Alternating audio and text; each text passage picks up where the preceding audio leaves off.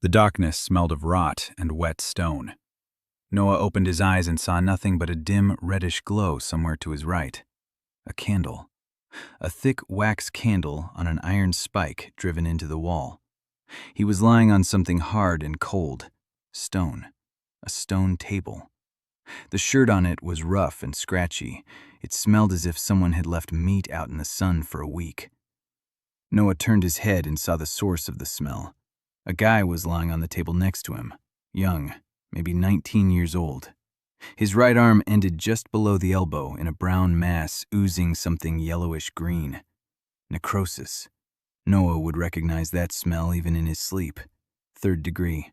Gangrene was devouring the tissue and spreading upward toward his shoulder. The young man moaned without opening his eyes. A woman in a long scarlet robe was leaning over him. She was murmuring something rhythmic, a prayer. Noah lay there, listening to words in a language he had never studied, and he understood every one of them. The woman was saying that this soldier's body had fulfilled its purpose, that the goddess Red Mother had accepted his sacrifice, that the arm was beyond repair. She pulled a scroll from the folds of her robe and began to write.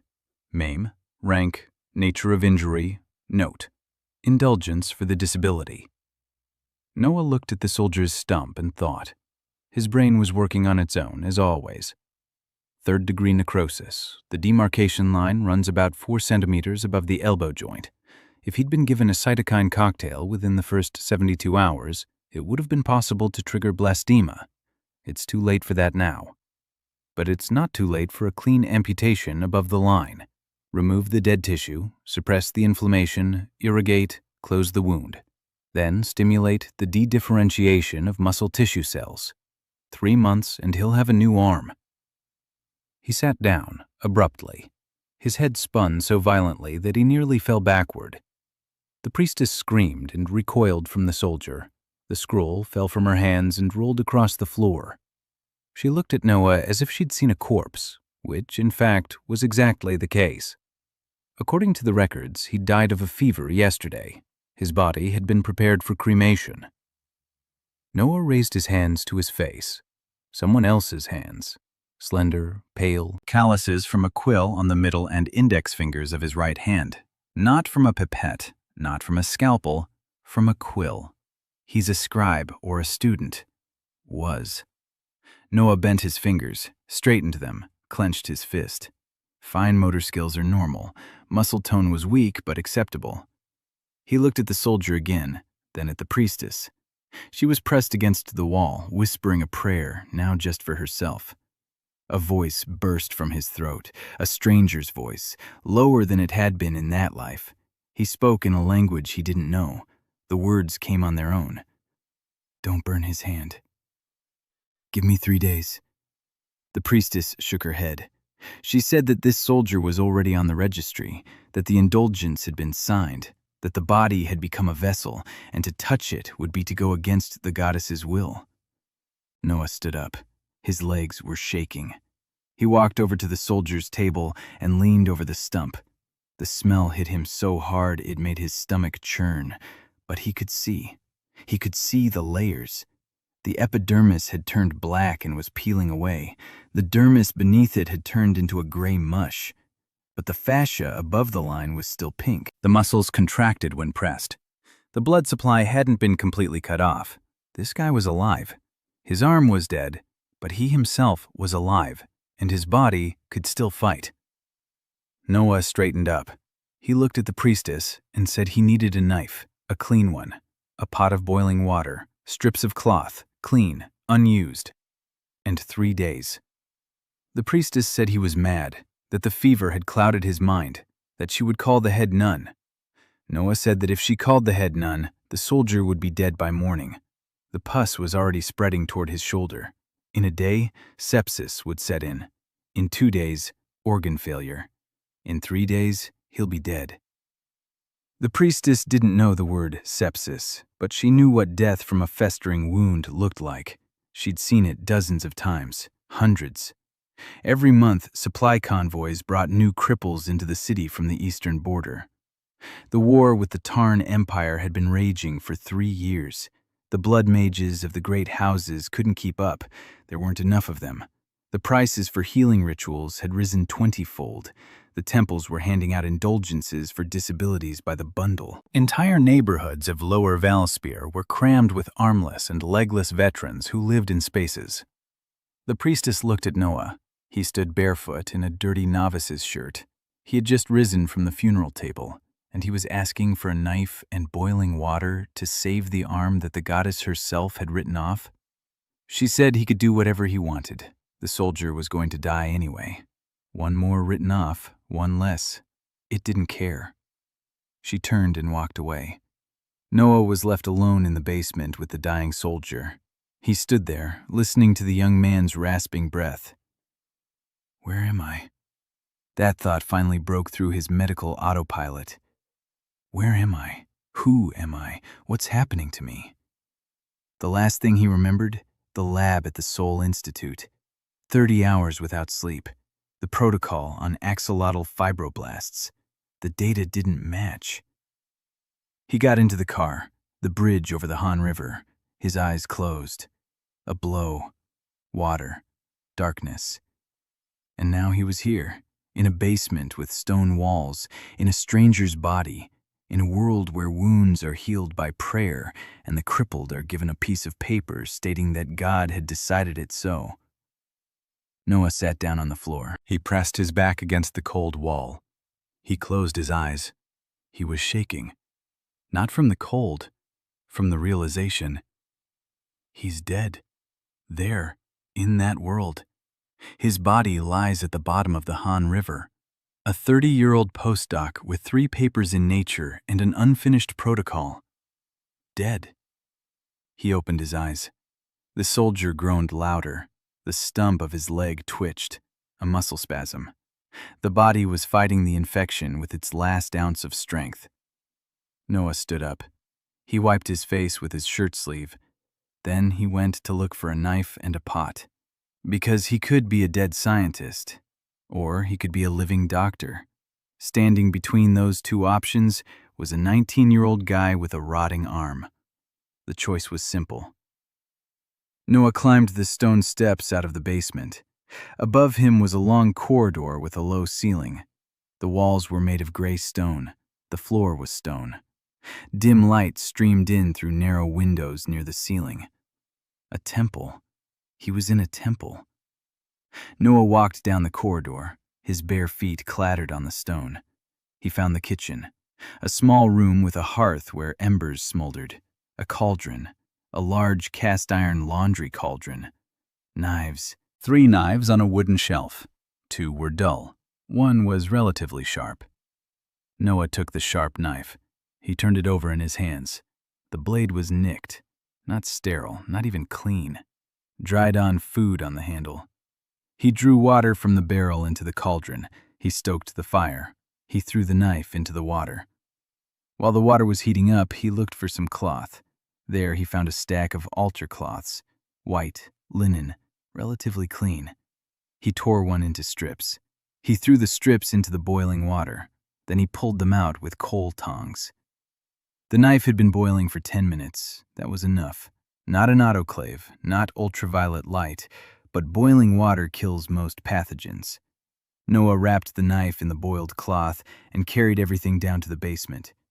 The soldier wasn't moaning anymore. He'd gone quiet. A bad sign. Noah checked his pulse. Weak, rapid, thready. His body temperature was high. The skin on his forehead was wet and hot. It was starting. Sepsis was knocking at the door. Noah unfolded the knife. He looked at the stump. He needed to cut away all the dead tissue, quickly, cleanly. 2 centimeters above the line of necrosis into healthy tissue. Stop the bleeding. Rinse. Close the wound. In his past life, this would have taken 20 minutes with an electrocautery device and an assistant. Here, he had a kitchen knife and strips of altar cloth. Noah took a deep breath. His name is Noah Khan, Ph.D. in regenerative medicine, specializing in blastema induction in mammals. He knows how to make a mouse regrow a paw. He knows the structure of every cellular connection in the human body. and now he's about to perform surgery with a kitchen knife by candlelight. He began to cut. The knife entered the tissue above the line of necrosis. Noah was cutting more slowly than he wanted to. The blade was dull compared to a surgical scalpel, but it cut. Skin, subcutaneous tissue, fascia, muscle. Blood gushed out immediately, a lot of it. Noah had expected this. He had tied off the soldier's shoulder with a strip of cloth even before making the first incision. A tourniquet. Primitive but effective. The bleeding slowed to a manageable level. Kern didn't wake up. The fever kept him deep in unconsciousness. That was actually for the best. Noah had no anesthesia. He worked layer by layer. Every movement was precise. He saw more than just flesh and bone before him. He saw a map. The radial artery, the ulnar nerve, the flexor tendons. He either worked around each structure or tied it off with threads pulled from the same altar cloth.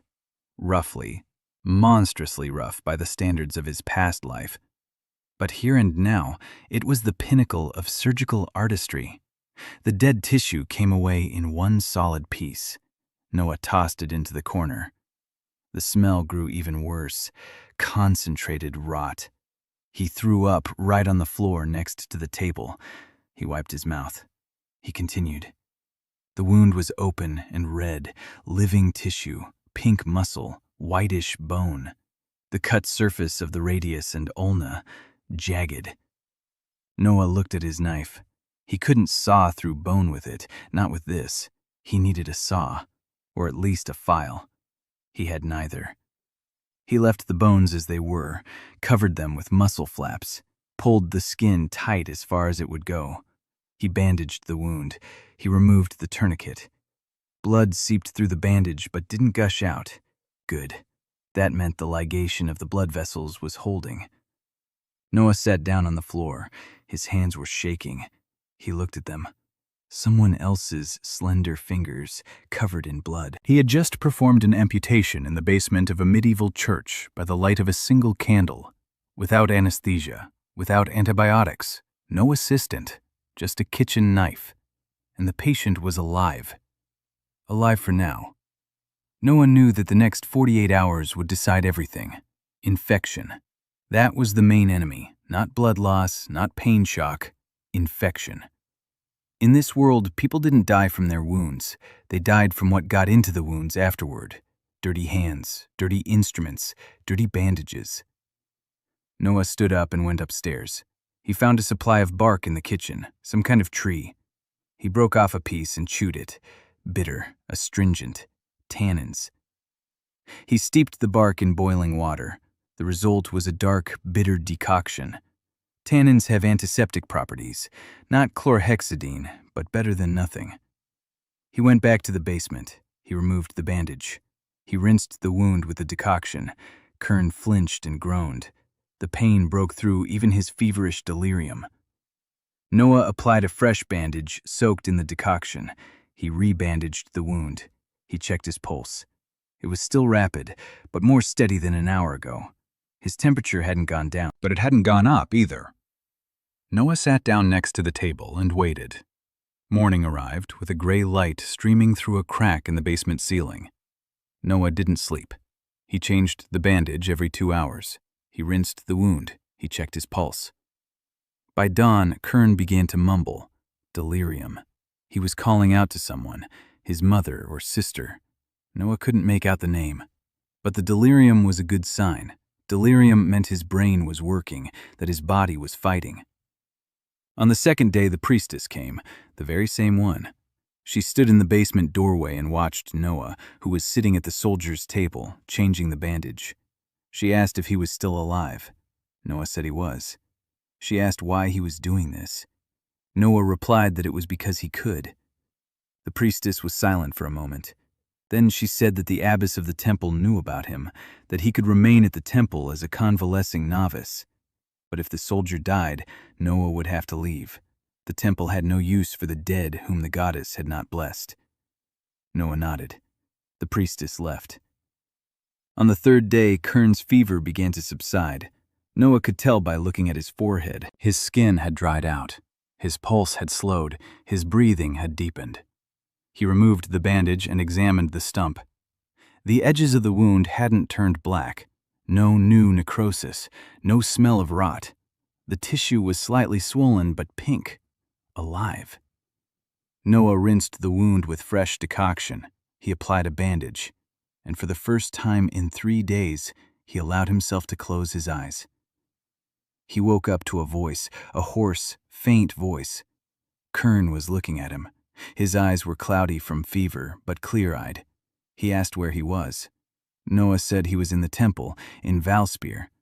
Kern asked about his arm. Noah remained silent. Kern looked to his right. He saw the bandage, a stump. He closed his eyes. He didn't cry. He just lay there in silence for a long time. Then he asked who Noah was. Noah said he was a healer. Kern said there were no such thing as healers. There were blood mages and bone setters. Noah replied that now there were. Noah spent the following days following a routine he would have adhered to in any hospital in the world. Morning, patient examination, change the bandage, clean the wound, check the temperature on the forehead, check the pulse, record observations. He had nothing to write on except the wall. He found a piece of coal and began keeping a diary on the basement floor. Day 4. The swelling has gone down. Granulation is beginning. Appetite. Give him broth. Day 5. Granulation is good. Pink, grainy tissue.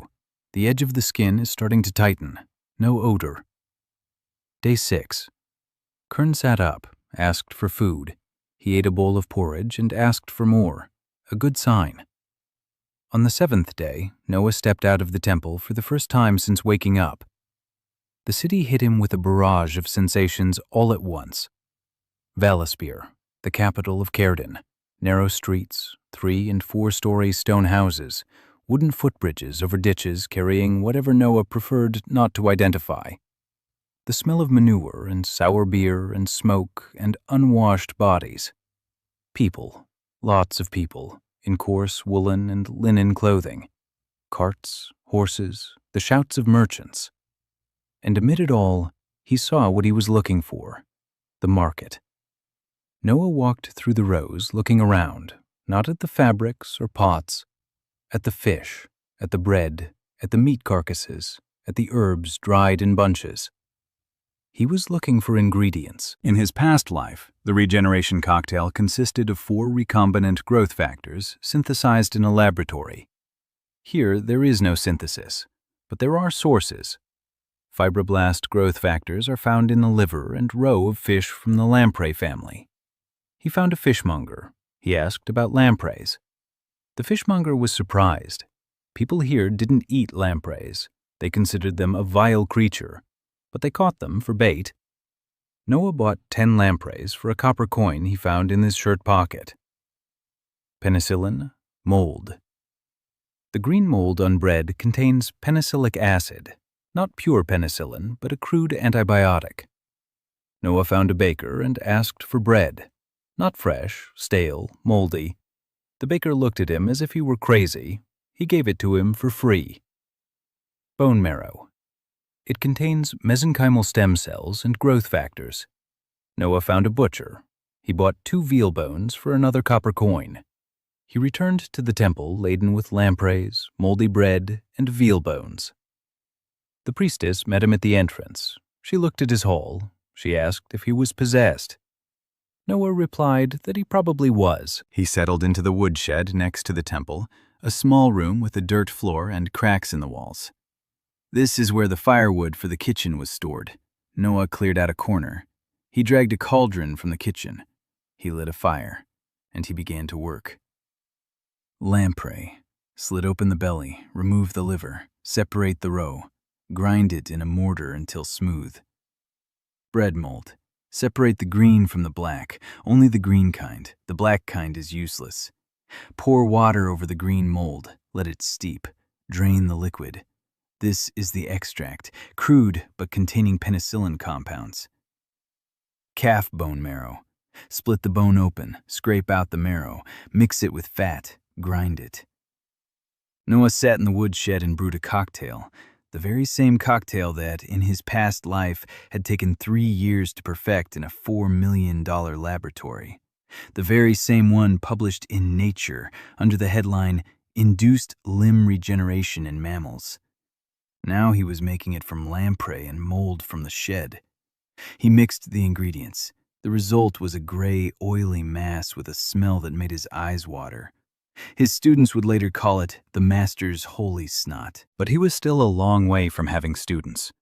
For now, there was only Noah, the cauldron, the smell of lamprey, and the hope that biology works the same way in all worlds. On the 9th day after the operation, Noah removed the bandage from Kern's stump.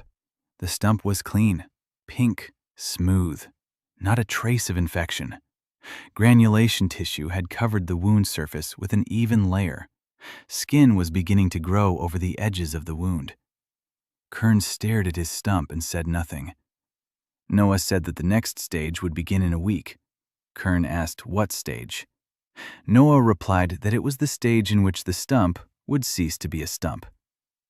On the 15th day, Noah applied the cocktail to Kern's stump for the first time. He spread a thin layer of the gray substance directly onto the granulation tissue. Kern flinched. He said it burned. Noah replied that it was supposed to. Growth factors from the lamprey eggs penetrate the tissue and trigger the process of de-differentiation. Cells that had already become muscle or skin remember that they were once embryonic. They begin to divide again, to rebuild what was lost. Kern didn't understand any of this. He just endured the burning sensation and looked at Noah. Noah changed the ointment every 12 hours, in the morning and in the evening. Between treatments, Kern had to eat. A lot. 4 times as much as a normal person. Regeneration devours the body's resources just as a stove devours firewood. Protein, fat, minerals. Noah obtained all of this through the temple kitchen. The abbess didn't understand why a discharged soldier needed so much food, but she didn't object. The temple had plenty in stock, and Noah didn't ask for anything else. On the 20th day, Noah removed the bandage and froze. A lump had appeared at the end of the stump, a small bump, the size of a pea, pale pink, moist. Noah touched it with his fingertip. Soft, not scar tissue, not a tumor. A blastema, a cluster of undifferentiated cells ready to become anything: bone, muscle, skin, a nerve. In an axolotl, a blastema forms on the 4th day. In a mouse, in his experiments, on the 9th. In a human, on the 20th. It makes sense. The body is larger, metabolism is slower, but it works. Noah sat down on the floor of the woodshed. He leaned his back against the wall. He closed his eyes. He sat there and felt something wet running down his face. He thought it was sweat, but they were tears. The protocol was working. In another world, in another body, with a minnow instead of recombinant FGF2 and mold instead of purified penicillin. It worked. Because biology knows no boundaries between worlds. A cell is a cell. A signaling molecule is a signaling molecule. A body is a body. He wiped his face. He stood up. He continued his work. By the 25th day, the bump had grown to the size of a grape. It began to take shape, an elongated shape. Noah saw future fingers in it. For now, it was just a mass, but inside it, cells were already organizing themselves. They were lining up according to the same patterns by which a limb forms in an embryo. The cartilaginous axis of the future bones, the beginnings of muscle bundles around it, and the finest network of capillaries feeding the surrounding tissue.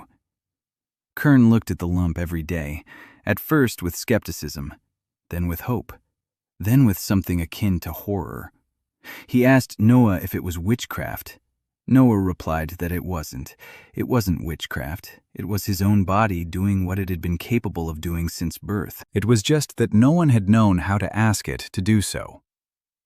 Kern said that blood mages do the same thing, but in a single evening. Noah replied that blood mages do something different. They use their blood as a catalyst. Their bodies carry a rare mutation from birth that allows them to trigger regeneration instantly. It's not a divine gift. It's genetics. Kern didn't know the word genetics. Noah explained it using eggs. Every hen lays eggs, but different hens lay different eggs. One has a stronger shell, another has a brighter yolk. It's not because the goddess loves one hen more than another. It's because hens have instructions inside them, tiny instructions that tell the body how to grow. In blood mages, these instructions contain a line that ordinary people don't have, a line that says, "You can regrow."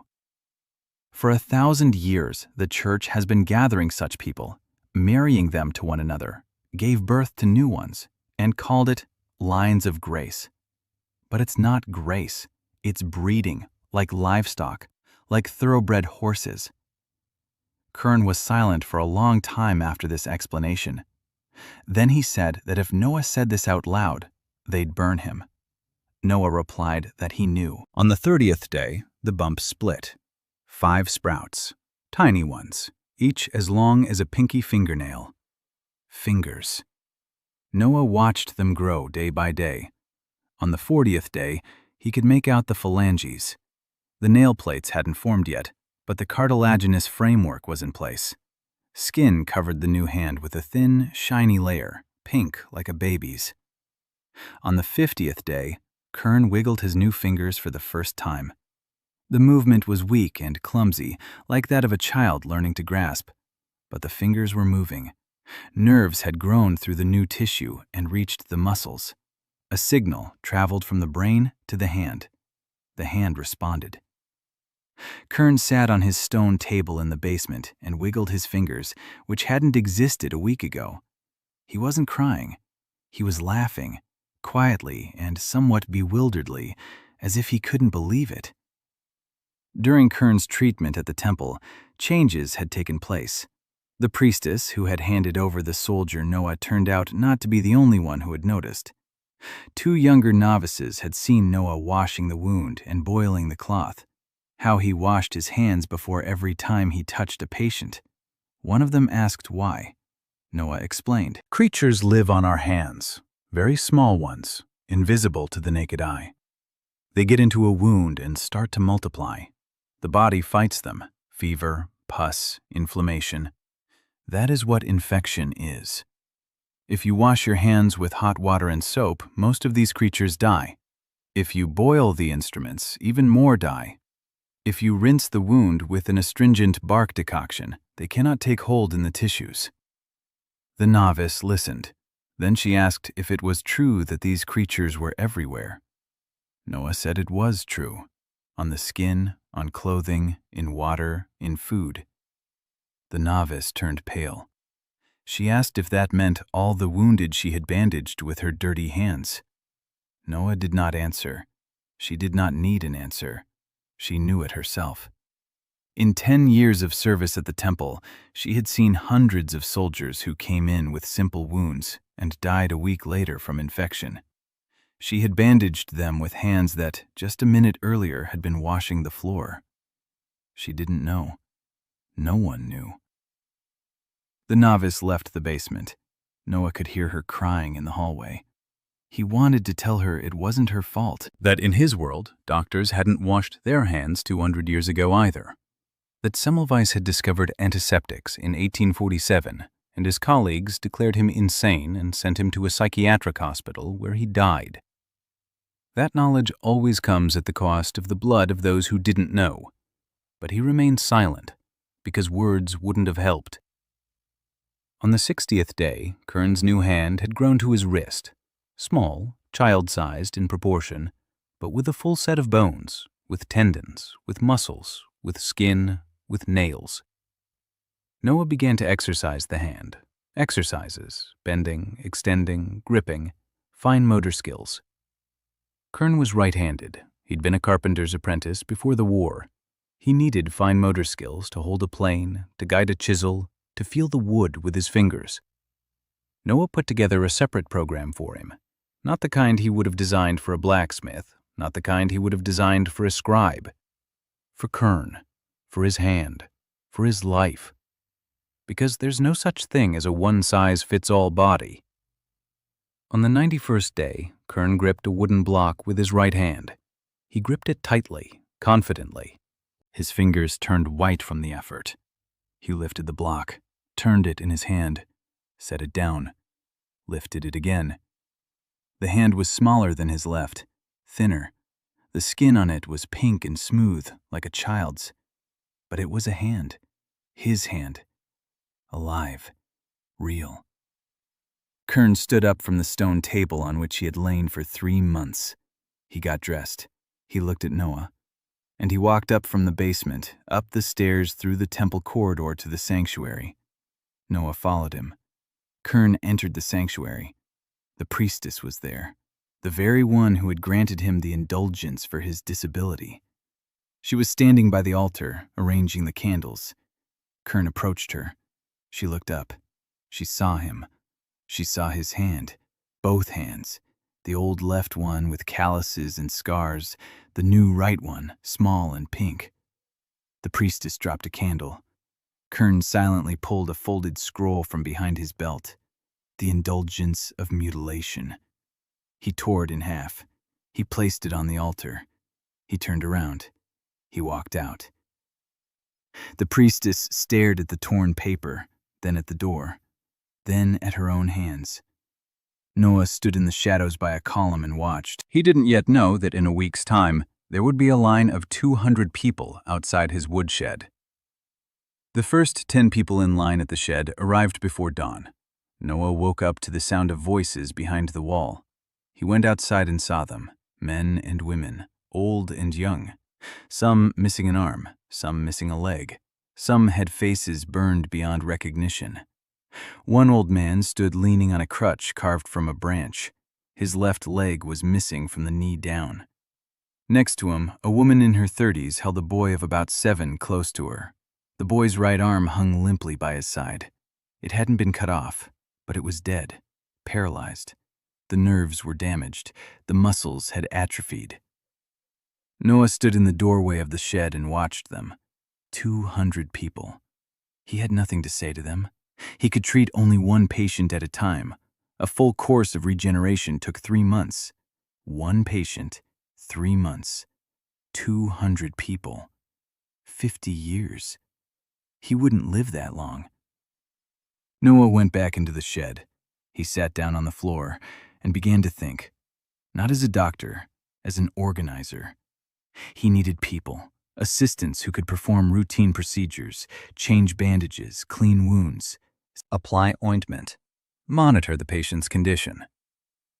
He needed a laboratory, a place where he could brew the concoction in large quantities, store ingredients, dry herbs, boil instruments. He needs money, for food for the patients, for supplies, for a space bigger than a woodshed. And he needs students, people he can teach to do what he does himself, because knowledge held in a single mind dies with that mind. Lyra was the first to arrive, the daughter of an apothecary from Lower Valespear, 22 years old, short, quick on her feet, with fingers that were always dirty. She stood in line at the shed, not as a patient. She'd come to look around.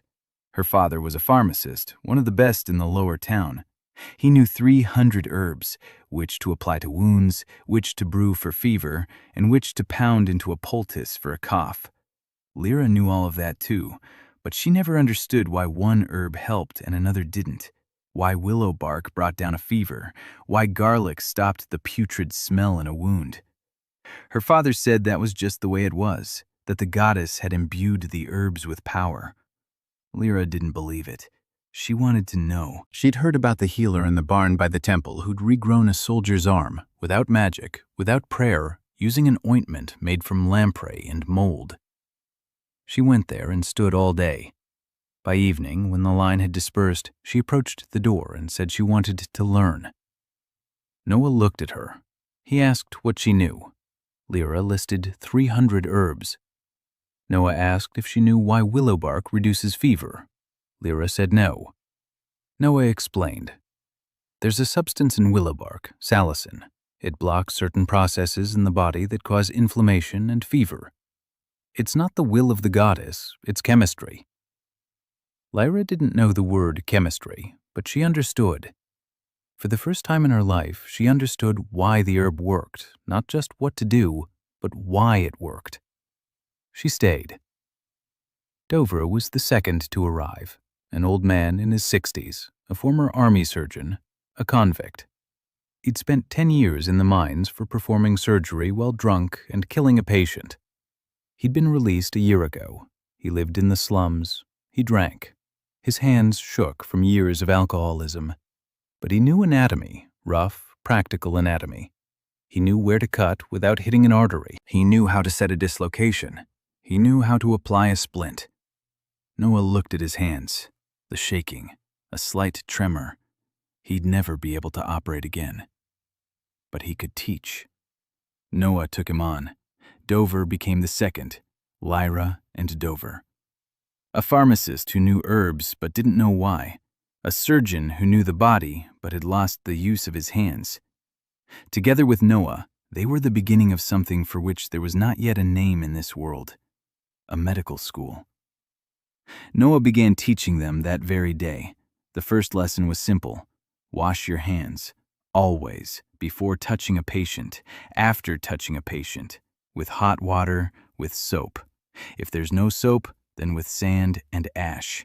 If there's no hot water, then at least clean water. Lyra asked why.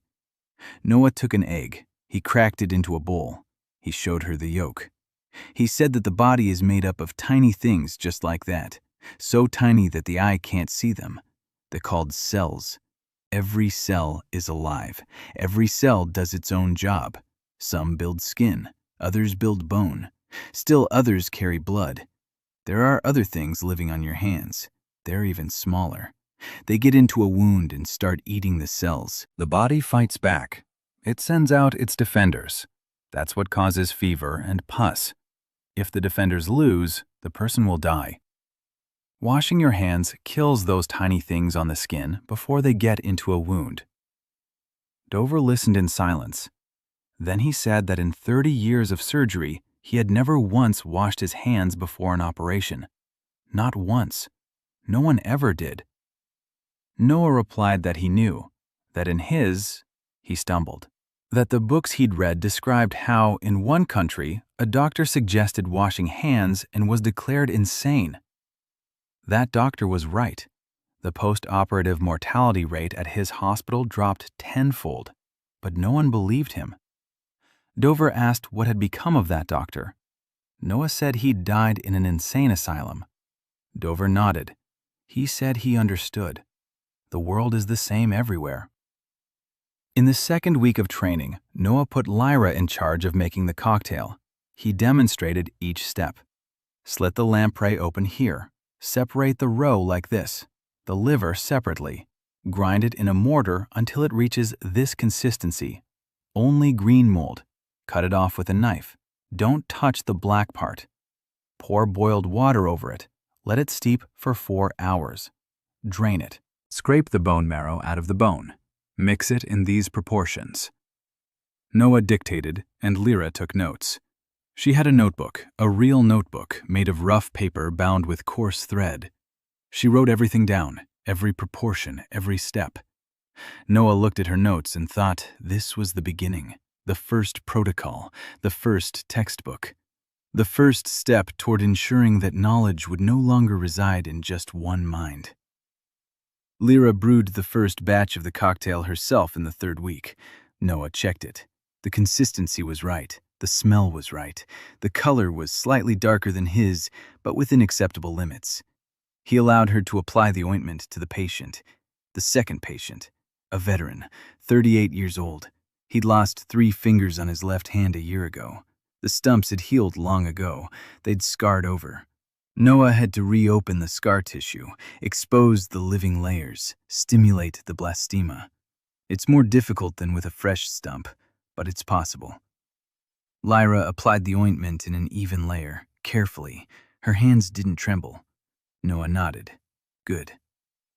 That day, Lyra returned home to her father. Apothecary Kessin was sitting behind the counter, sorting through dried herbs.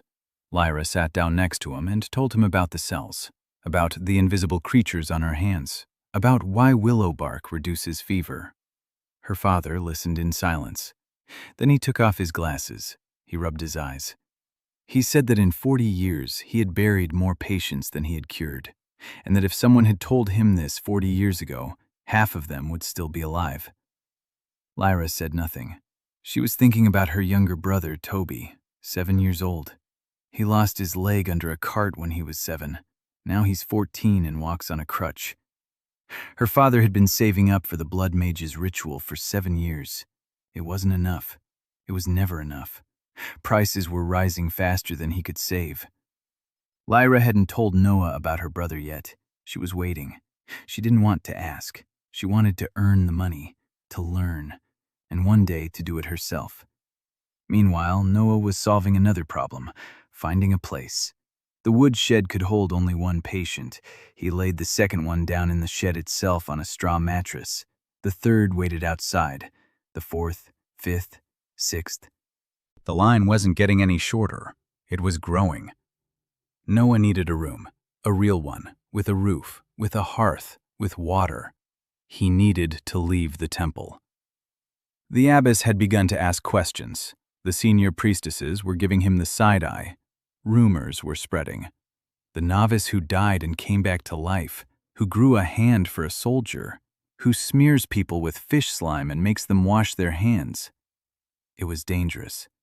No one knew that sooner or later the rumors would reach someone who wouldn't like them. Dover found the place. The old man knew Lower Valespear like the back of his hand, every alley, every gateway. 10 years of hard labor hadn't erased his memory of the city. He led Noah to a bridge over the canal in the filthiest part of the slums. Under the bridge stood a 2-story tenement building. The first floor was stone, the second wood. The shingled roof was full of holes. It used to be a dye house. The owner had died 2 years ago. There were no heirs. The building stood empty and unwanted. Inside, it smelled of dampness and rats. On the first floor were 2 large rooms, stone vats in which fabric had once been soaked, a hearth, a chimney. On the second floor were 4 rooms, small ones, low ceilings, but with windows. Noah walked through the house. He touched the walls.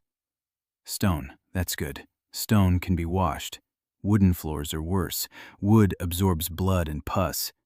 But if the cracks are filled with resin, it'll be tolerable. The stone vats on the first floor, you can boil water in them, boil instruments, soak cloth for bandages. The hearth is large. It'll be enough for the cauldron and for heating. Noah said he'd take it. Dover asked how he'd pay. Noah had no money. Dover had even less. Lyra brought her savings, 20 silver coins. It was enough to pay the city administrator for the right to occupy the vacant house. They moved in 3 days later. Noah carried Kern and the second patient on stretchers. Lyra hauled the bags of lampreys and bones. Dover carried the instruments, 3 knives, forceps, a mortar and pestle, a cauldron, boiled rags. All the equipment from the first clinic fit into 2 sacks. Noah set up an operating room on the first floor. One of the stone vats became a bath for boiling. The second served as a basin for rinsing. He cobbled together an operating table from planks, rough, uneven, but large enough for an adult to lie on. Noah stretched a sheet over the table. Clean, white, changed every day. Light came from 2 windows and an oil lamp. Not ideal, but 10 times better than the temple basement by candlelight. He placed the patients on the second floor. 2 rooms, 2 people in each, 4 beds. Straw mattresses covered with linen. Change the linen every 3 days. Dry the mattresses in the sun. He took the third room for himself. He set aside the fourth as a laboratory. This is where Lyra brewed her concoction. This is where Noah kept his records. The charcoal scribbles on the basement's stone wall were a thing of the past. Lyra got him paper and ink through her father. Noah began to write. Not patient notes, a protocol. Carradin's first medical protocol. Point 1. Preparation of the room. Wash all surfaces with hot water and vinegar. Pour boiling water over the floor. Wipe the walls with a cloth dampened with bark decoction. Item 2. Preparation of instruments. Boil all instruments in water for at least 10 minutes. After boiling, store them in a clean cloth. Do not touch them with your hands until the procedure begins. Item 3. Preparation: the staff. Wash your hands with hot water and soap up to your elbows. Put on a clean apron. Tie your hair back under a scarf. Noah wrote and thought that if his colleagues from Seoul saw this protocol, they would laugh, because to them it was so obvious that no one even gave it a second thought. Wash your hands, boil the instruments, work in clean clothes. But here in Kherden, it was a revolution. Here, surgeons operated in the same clothes they wore on the street. They wiped their knives on their pant legs. They bandaged wounds with rags that had previously been lying on the floor. And they wondered why 8 out of 10 patients died from infection. A week after moving, a person Noah wasn't expecting arrived at the clinic's doors. A woman, tall, thin, in a simple dark dress that did little to hide the poise of someone accustomed to wearing different clothes. Her hair was tucked under a hood. Her face was pale. Her eyes were gray, cold. She said her name was Selena, that she'd heard about the doctor who grows arms, that she needed help. Noah asked what was hurting her. Selena said nothing was hurting her, that she needed a different kind of help. And she pulled a purse from under her cloak. It was heavy, full of gold coins. Noah said he didn't sell treatment for gold. Selena replied that she wasn't buying it, she was offering it. Money for medicine, for food for the patients, for instruments, for better facilities. She wanted to help. Noah asked why. Selena paused. Then she said that she was Selena Valancourt, the youngest daughter of the House of Valancourt, one of the 4 great houses of Kherden. Dover, who was standing by the door, cursed loudly. Lyra turned pale. Valancourt, the house that owned 1/3 of all blood mages in the capital, the house that earned more from healing rituals than all the other houses combined. Noah was doing something that was hitting them right in the pocketbook, and now the daughter of that house was standing at his door with a sack of gold. Noah asked if it was a trap. Selena replied that if it were a trap, instead of gold, the sack would contain nothing. She had run away from the house 3 weeks ago. Her mother was going to sell her into marriage to a church magistrate, a man 30 years her senior, in his 3rd marriage, in exchange for the house's patronage and expanded privileges. Selena refused. Her mother said her opinion didn't matter, that her blood was more valuable than her wishes, and that the bloodline must continue. Selena took the family gold and left at night through the servant's window. She lived in Lower Valespear for 3 weeks. She heard about the healer. She realized that if his method worked, the house's monopoly would crumble, and that this was exactly what she wanted. Noah listened. Then he asked what she could do besides being the daughter of a great house. Selena listed them: 3 dead languages, horseback riding, crossbow, double-entry bookkeeping, estate management, diplomatic correspondence, knowledge of all the houses, their connections, their weaknesses, and their debts. Noah thought for a moment. He didn't need just another healer. He needed someone who could turn his little wood-chopping circle into an organization, someone who knows how power works in this world, someone who knows how to count money, negotiate, and spot traps before they snap shut. He said he'd take the job, but without gold. Gold is too conspicuous. The houses will look for the missing funds and trace the coins. Selena nodded. She'd already thought of that. The gold needs to be melted down, or exchanged in small denominations from moneylenders who don't ask questions. She knows some. Dover said this girl has more brains than the entire general staff put together. Lyra said she didn't trust her. Noah replied that trust is earned, not given. Selena got to work that very same day. By evening, she'd compiled a list of everything the clinic needed. She prioritized the items. She calculated the monthly expenses. She found 3 merchants who agreed to supply lamprey at wholesale prices. She arranged with a laundress from the neighboring block to wash the bandages for a fixed fee. She set up a duty schedule for Noah, Lyra, and Dover. 8 hours of work, 8 hours of sleep, and 8 hours for training and preparing materials. Noah looked at her list and thought that for the first time since waking up in this world, he felt that the odds had shifted in his favor. The clinic had been given a name, unofficially. In her internal records, Selena had written, The pharmacy by the bridge. To everyone who came in, it was just an ordinary pharmacy, selling herbs, ointments, and decoctions. Lyra stood behind the counter and sold real medicines that her father made. It was a cover.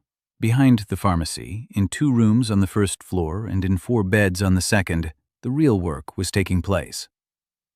In the clinic's 4th month of operation, Lyra brought her brother, Toby, 14 years old, a skinny boy on a crutch.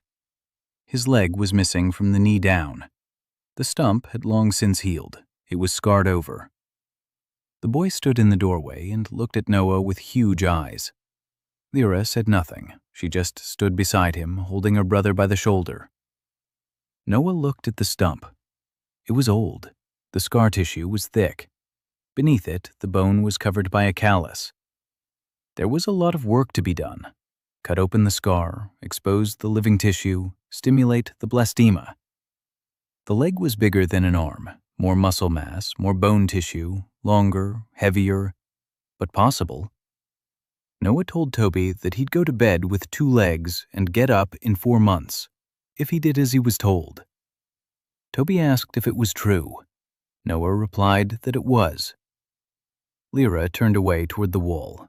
She wasn't crying. She stood facing the stone and breathed, heavily and unevenly.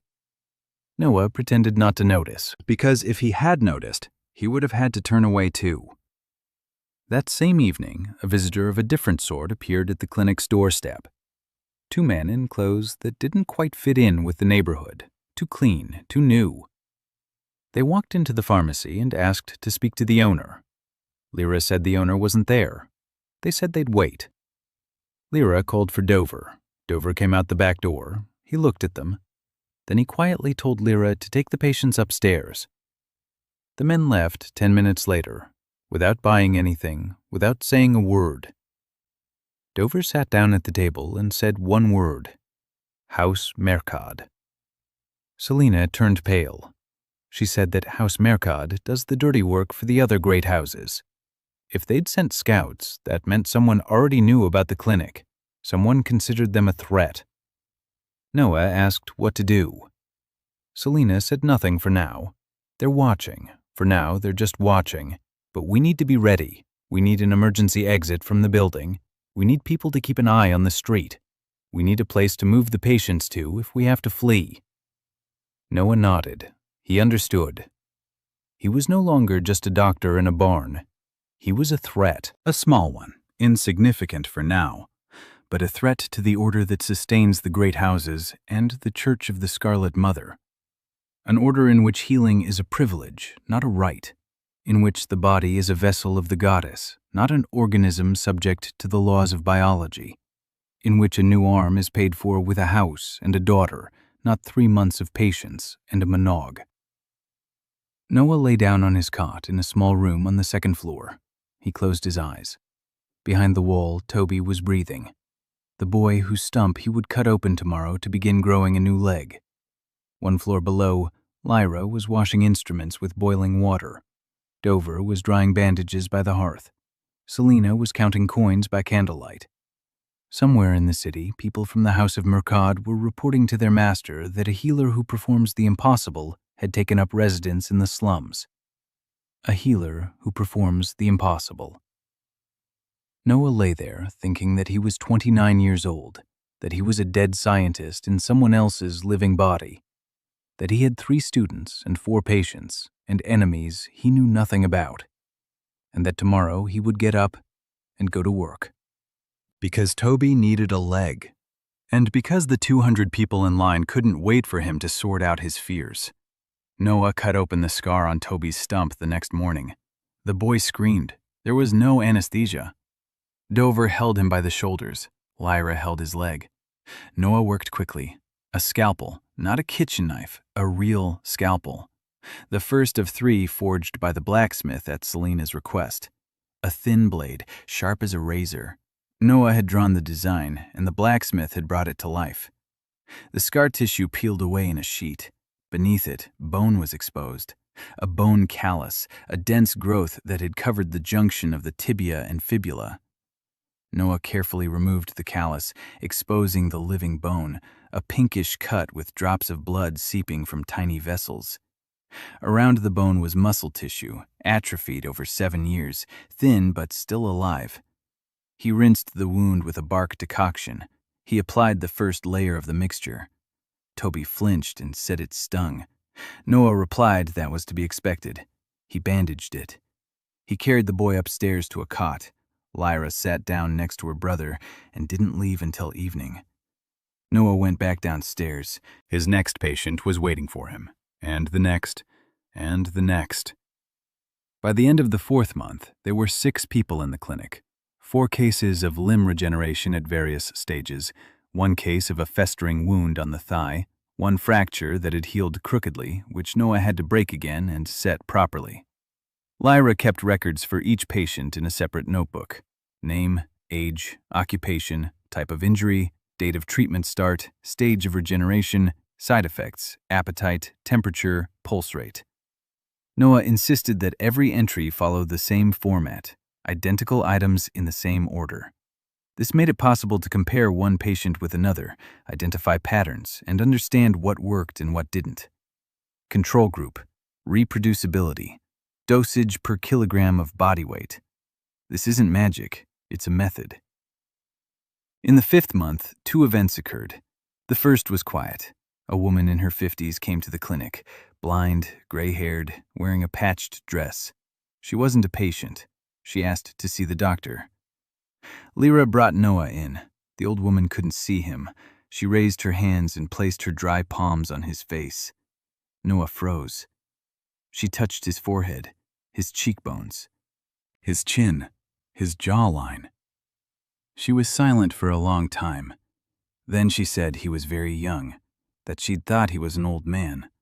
Only old people know such things. Noah took her hands, thin, dry fingers. He said that these things weren't about age, that these things were about someone who had once sat down and written them down, that he had simply read what had been written before him, and now he was writing for those who would read after him.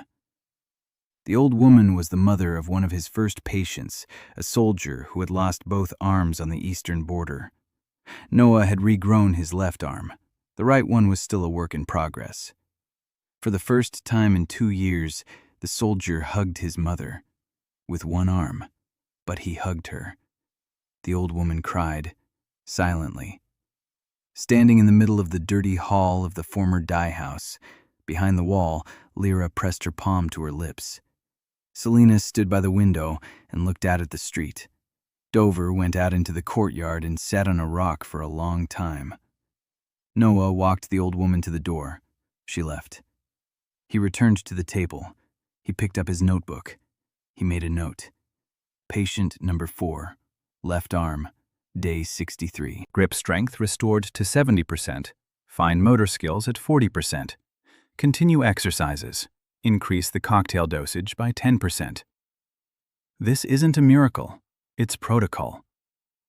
The second incident was loud. In the middle of the night, someone banged on the clinic door, hard. Dover grabbed a knife and went out. A man was standing outside the door, short, wiry, dressed in dark clothes, his face covered with a scarf, a short blade in his hand. A second man behind him, the same. Dover stepped back. He shouted upstairs. Noah rushed out onto the landing. Selena grabbed the crossbow from under the bed. She'd kept it there just in case, exactly for this kind of situation. The first assassin stepped inside. Dover threw the knife, not at the man, but at the wall next to his head. The throw was accurate despite his trembling hands. A warning. The assassin stopped. Selena stepped out onto the top of the stairs with her crossbow loaded. She said that if they took one more step, the bolt would pierce the first one's throat, and she'd reload the second bolt in 3 seconds. The assassins exchanged glances. The second one stepped back. The first followed suit. They disappeared into the darkness of the alley. Selena went back downstairs. Her hands weren't shaking. She said this was the house of Mercad, the first attempt, a test run. They'd sent 2 to check out the security. Next time they'd send more. Noah asked how much time they had. Selena replied that they had a week, maybe 2. Dom Mercad isn't in a hurry. They're methodical. They need to move to a new location or find protection. Noah didn't sleep that night. He sat in the lab and thought. Moving locations meant relocating 6 patients. 2 of them were in the critical phase of regeneration. The process couldn't be interrupted.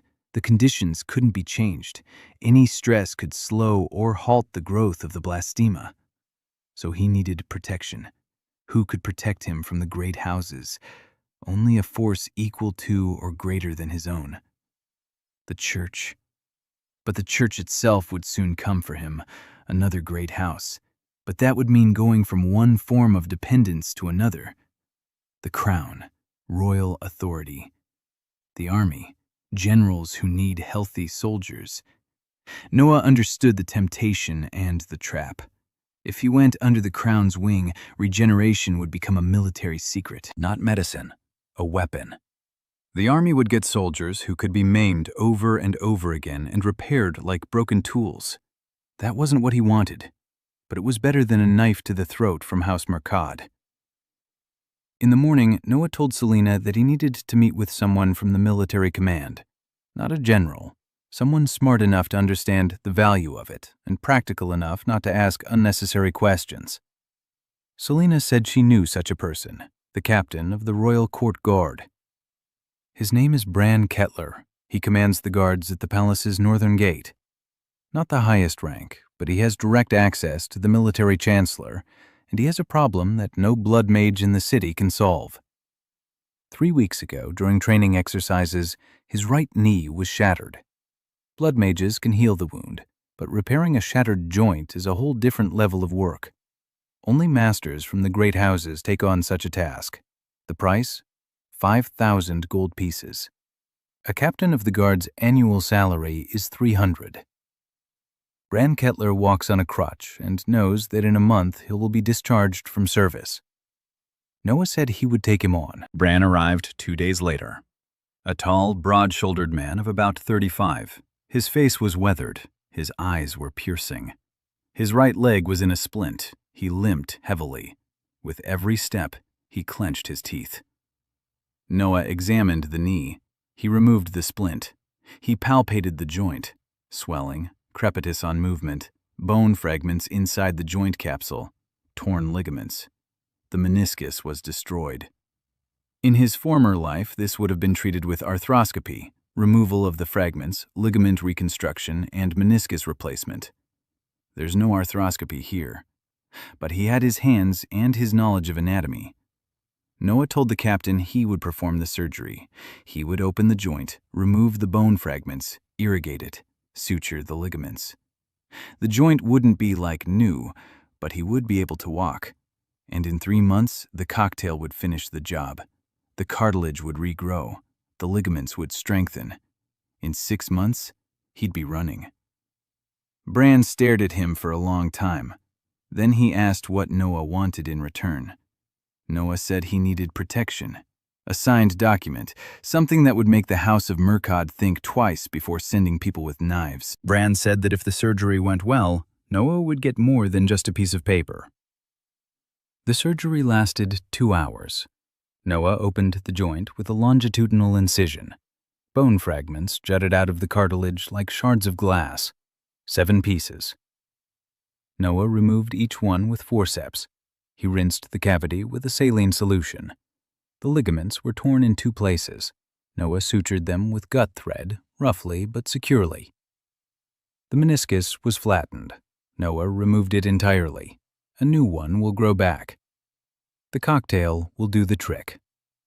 He closed the joint. He stitched it up. He applied a bandage. Bran didn't scream during the operation. He lay there, staring at the ceiling. His fists were clenched so tight his knuckles turned white. But he didn't scream. When Noah was done, Bran sat up. He looked at his bandaged knee, then at Noah.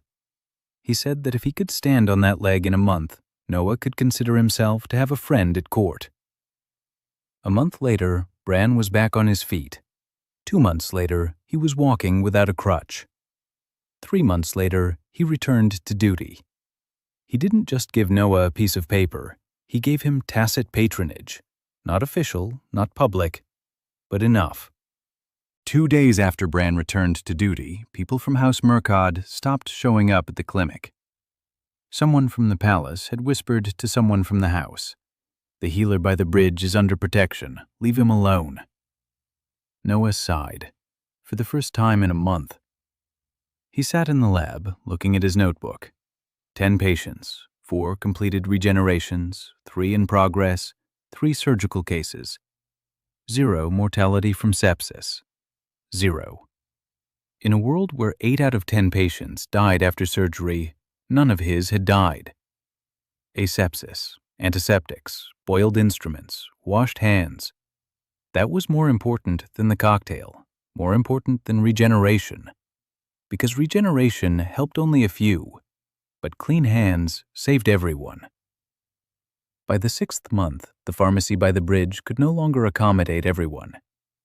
Selena found 2 more locations, the basement of a former brewery on Manhwa Street and the attic above the bathhouse in the Potter's Quarter. 3 locations, 3 clinics, each operating under a cover story. A pharmacy, a beer hall, a bathhouse.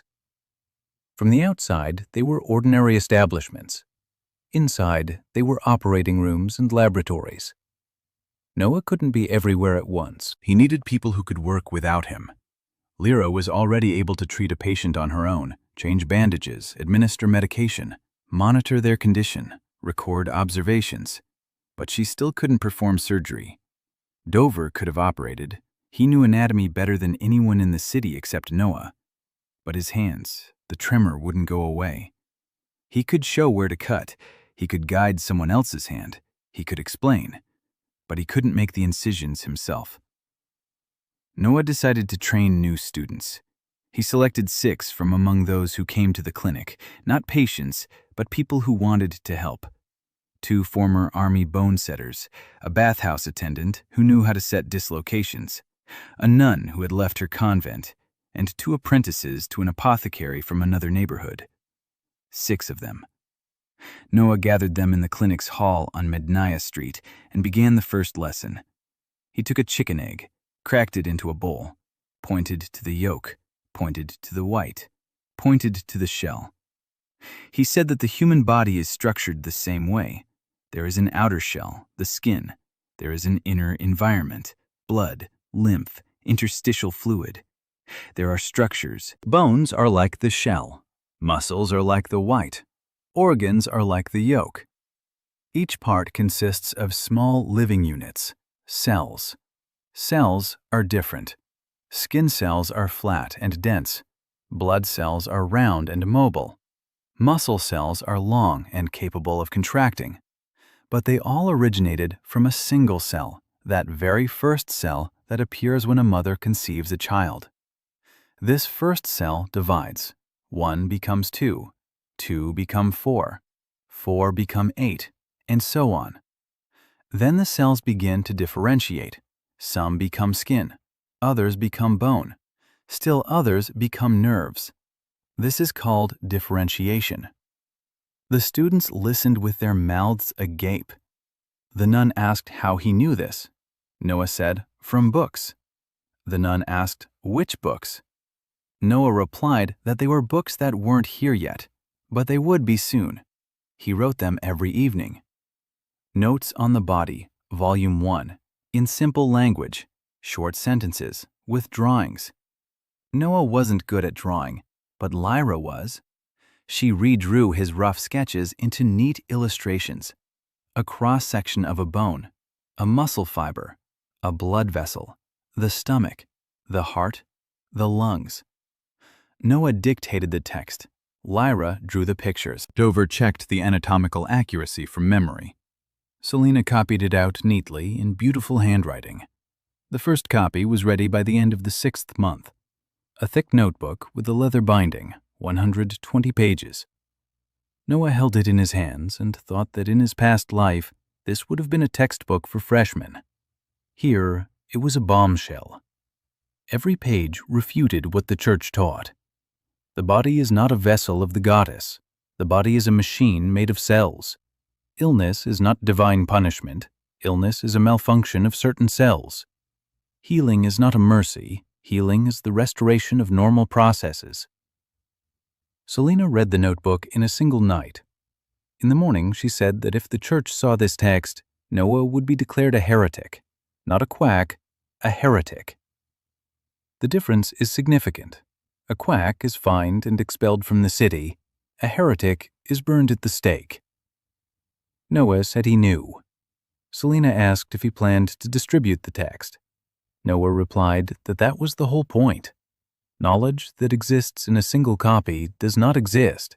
It must be copied, distributed, taught from, so that when it is burned, the record will remain in 100 minds, not just one. Selina looked at him. She said he was talking about his own burning so calmly, as if he were discussing the weather.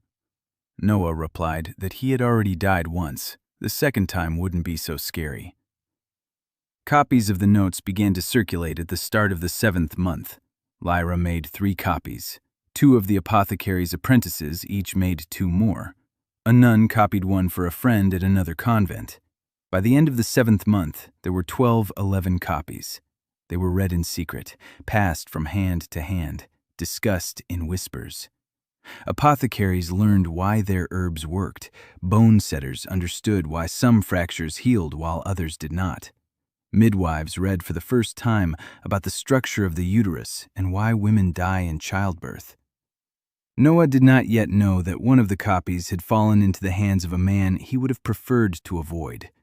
By the 7th month, the Church of the Scarlet Mother had finally taken notice of him, not the clinic, but the text.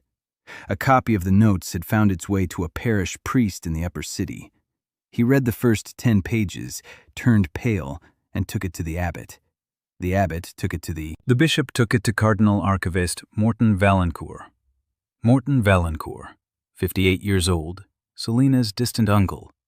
The 3rd highest-ranking figure in the church hierarchy, keeper of the archives, fluent in 5 languages. A man who, in his youth, personally cared for lepers in the southern provinces. Not a villain, not a fanatic, an intelligent, stern, and sincerely devout man. He read the notes in a single evening, slowly, carefully, making notes in the margins. Then he closed the notebook, set it on the table, sat down in an armchair, and thought until dawn. In the morning, he summoned 3 inquisitors, not to arrest him, to keep an eye on him. He told them that a man had appeared in Lower Valspear who was writing dangerous things, not because they were lies, but because they might be the truth, and a truth that renders the goddess unnecessary is more dangerous than any lie. The inquisitors received their orders to watch, do not touch him, gather information, find out who he is, where he lives, who his patients are, who his students are, how many there are. Morton took his time. He wanted to understand the scope of this situation before taking action. Noah, meanwhile, kept working, every day, from dawn to dusk. Morning at the clinic by the bridge, rounds with patients, changing bandages, examining blasters, taking notes. A day on Manhwa Street, surgeries, teaching students. Evening at the bathhouse, checking supplies, brewing a cocktail. Night at the table with a notebook. Notes on the Body, Volume 2. Surgery. How to make an incision, how to stop bleeding, how to suture a wound, how to apply a splint, how to reset a dislocation. He slept 4 hours a night. Lyra said he'd kill himself. Noah replied that he didn't have time to die. Dover said he'd seen people like that in the army. They worked until they collapsed, and then they didn't get back up. Selina didn't say anything. She just made sure there was always food on his table, and that the candle didn't go out. Toby was growing, literally. The blastema on his stump was forming more slowly than Kern's. His leg was bigger than his arm, more tissue, more bone. But by the end of the 7th month, a bump appeared, small, pale pink. Noah looked at it and counted. 3 more months, maybe 4. The boy was patient. He ate well. His body was young. He'll make it. Every evening, Lyra sat with her brother. She read aloud to him from the notes. Toby memorized them. After a month, he knew the names of all the bones in the leg: tibia, fibula, femur, patella, calcaneus, talus, metatarsals, phalanges. He repeated them like a counting rhyme. Lyra laughed. Noah listened from the next room and thought that this was how it worked. Not through sermons, not through orders, through a boy who learns the names of bones while his leg is being regrown. Through a girl who writes down a recipe for ointment. Through an old man who explains where to cut. Knowledge is passed from hand to hand, from mind to mind, like fire from candle to candle. It's easy to blow out one candle. It's impossible to blow out 100. In the 8th month, a patient no one was expecting arrived at the clinic on Manhwa Street. A young woman of about 27, dark hair, dark skin, dressed simply. Too simply for the way she held her back, straight, like someone accustomed to different clothes, to a different life. She said her left shoulder hurt, an old wound. Lyra examined it, a scar from a blade on her shoulder. It had healed long ago. The muscle beneath it was constricted by scar tissue. Movement was limited. Nothing complicated. A poultice, massage, physical therapy. Lyra prescribed treatment. The woman stayed. She came every day. She sat in the waiting room. She watched. She said nothing. On the 3rd day, Lyra noticed that the woman wasn't watching her own treatment. She was watching the other patients' procedures, how Noah changed their bandages, how he cleaned their wounds, how he applied the ointment. There was an expression on her face that Lyra couldn't read. Not surprise, not fear. Something else. Hunger. The woman watched Noah's work with hunger in her eyes. On the 5th day, she asked to stay the night. She said she had nowhere to sleep. Noah allowed it. She stayed. On the 7th day, Dover took Noah aside. He said that this woman wasn't who she claimed to be. He'd seen people like her in the army. She moves like a fighter. She keeps an eye on the exits. She sleeps lightly. She wakes at the slightest rustle. And on the inside of her left wrist, there's a tattoo, a small crimson mark, a bloodline, the mark of a noble house. Noah approached the woman. He sat down next to her. He said he knew who she was. The woman didn't move. Noah said he'd seen the tattoo, that he knew she was a blood mage. He didn't know which house she belonged to, but that could be figured out. The woman was silent for a long time. Then she said her name was Ivera. Ivera Soren, House Soren. She had been sent to kill the heretical healer. Noah didn't stand up. He didn't move away. He didn't call for Selena with the crossbow. He asked why she hadn't killed him in the past 7 days. Ivera didn't answer right away. She said she'd come to kill a charlatan, a fraud who deceives the crippled with false promises. It would have been easy, a knife to the throat at night, then leave. But she had been watching for 7 days. She had seen how he worked. She had seen the blastema on the veteran's stump, living, growing tissue, without blood magic, without ritual, without a lineage, with lamprey ointment. She couldn't kill a man who did what blood mages did, but in a different way, because that would mean blood magic wasn't a gift from the goddess. It was biology. Noah nodded. He asked what she wanted. Ivera said she wanted to understand. All her life, she'd been told that her blood was sacred, that the Soren line carried within it a reflection of the Red Mother, that the ability to trigger regeneration with a single touch of blood to a wound was a blessing, divine, incomprehensible. But she'd seen with her own eyes how Noah did the same thing without blood, without prayer. So either he was a god, or she wasn't a goddess. Noah replied that he wasn't a god, and that the Red Mother might or might not be a goddess. That wasn't his field. His field was cells, and he could show Ivera her own cells if she wanted. Ivera wanted to. Noah led her to the lab. On the 2nd floor of the clinic, near the bridge, stood an object Noah was prouder of than his cocktail, a microscope, homemade. 2 lenses made of polished rock crystal set into a copper tube. The magnification was laughable by the standards of his past life, 20 times perhaps, but enough to see the cells. Noah took a needle, boiled it, pricked Ivera's finger, and placed a drop of blood on a thin glass slide. The glass was a gift from Selena. She'd found a glass blower who could blow a thin, smooth plate. Noah placed the glass under the microscope. He focused it. He told Ivera to look. She pressed her eye against the lens. She froze. No one knew what she was seeing. Red discs, red blood cells, floating in a yellow liquid. Many, endlessly many. Each disc was tiny, alive, and real. Ivera stared for a long time, without moving. Then she lifted her head. Her eyes were wet. She asked what it was. Noah said it was her blood. Not a sacred fluid, not a reflection of the goddess. A fluid in which living cells float. The red ones carry oxygen from the lungs to the muscles. The white ones protect the body from disease. And among them are cells that ordinary people don't have. Special cells, rare ones. They respond to tissue damage faster than others. They release signaling molecules that trigger regeneration instantly. This isn't magic, it's a mutation, a rare hereditary trait. For 1,000 years, the Church has been selecting people with this trait. It has bound them together. It has created houses, and it has called them lines of grace.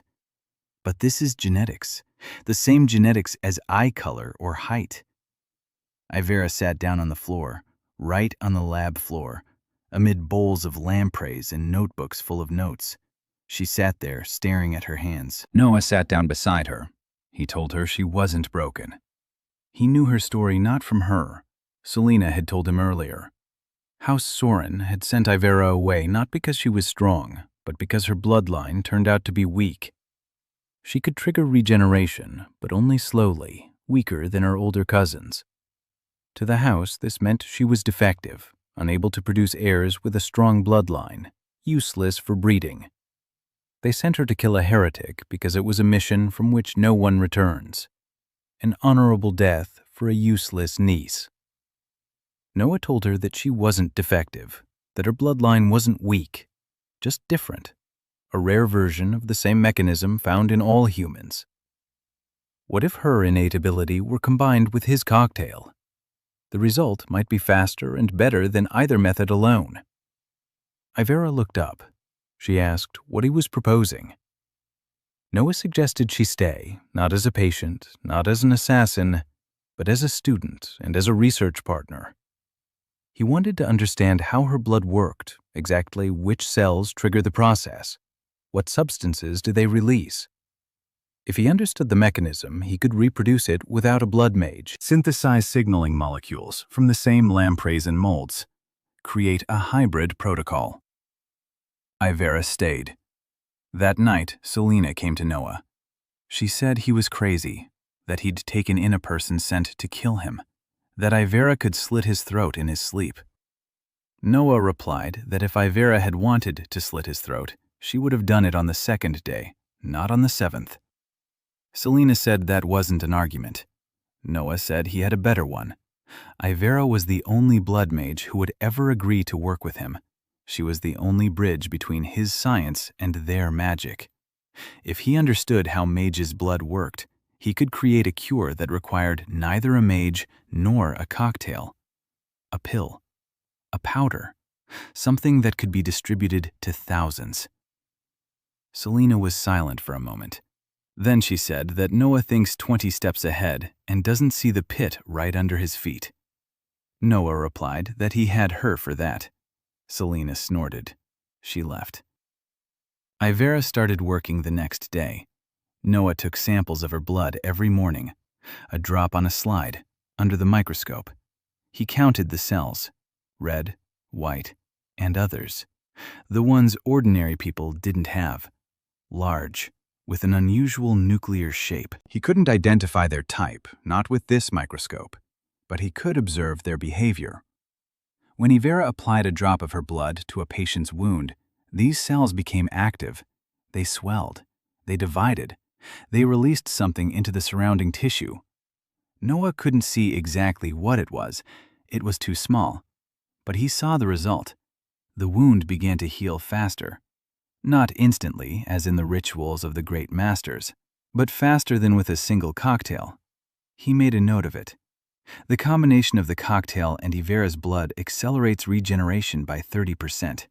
Confirmation is needed with a larger sample size. This was the beginning of the hybrid protocol, the beginning of what would change everything a year later. Winter came early. At the end of the first year, the cold swept over Valaspir overnight. The canals froze over. The wood-burning stoves in the clinics burned around the clock. The patients needed warmth. Regeneration slows down in the cold. The body expends energy on staying warm instead of growing new tissue. Noah increased the food portions. The four-fold ration became five-fold. Selena calculated the expenses and frowned. The Valenkovs were running out of gold. Bran Kettler helped as best he could. He slipped army rations in through the back door. But it wasn't enough. Noah began charging fees, not for treatment, but for instruction. Apothecaries from the upper city paid in silver for the privilege of attending his lectures. Barbers who moonlighted as tooth pullers brought copper to learn how to lancing abscesses properly. Knowledge had become a commodity, not a ritual, not an ointment. Knowledge. Noah didn't like it. But Selena said that idealism is fine as long as you have enough to buy a lamprey. By winter, the clinic on Copper Street had become the main one, the largest, the busiest. 12 beds, 4 students worked in shifts. Lyra was in charge. Dover taught. Ivera assisted with surgeries. Her blood accelerated the healing of surgical incisions. Noah applied it drop by drop, literally. A single drop of Ivera's blood on a fresh suture.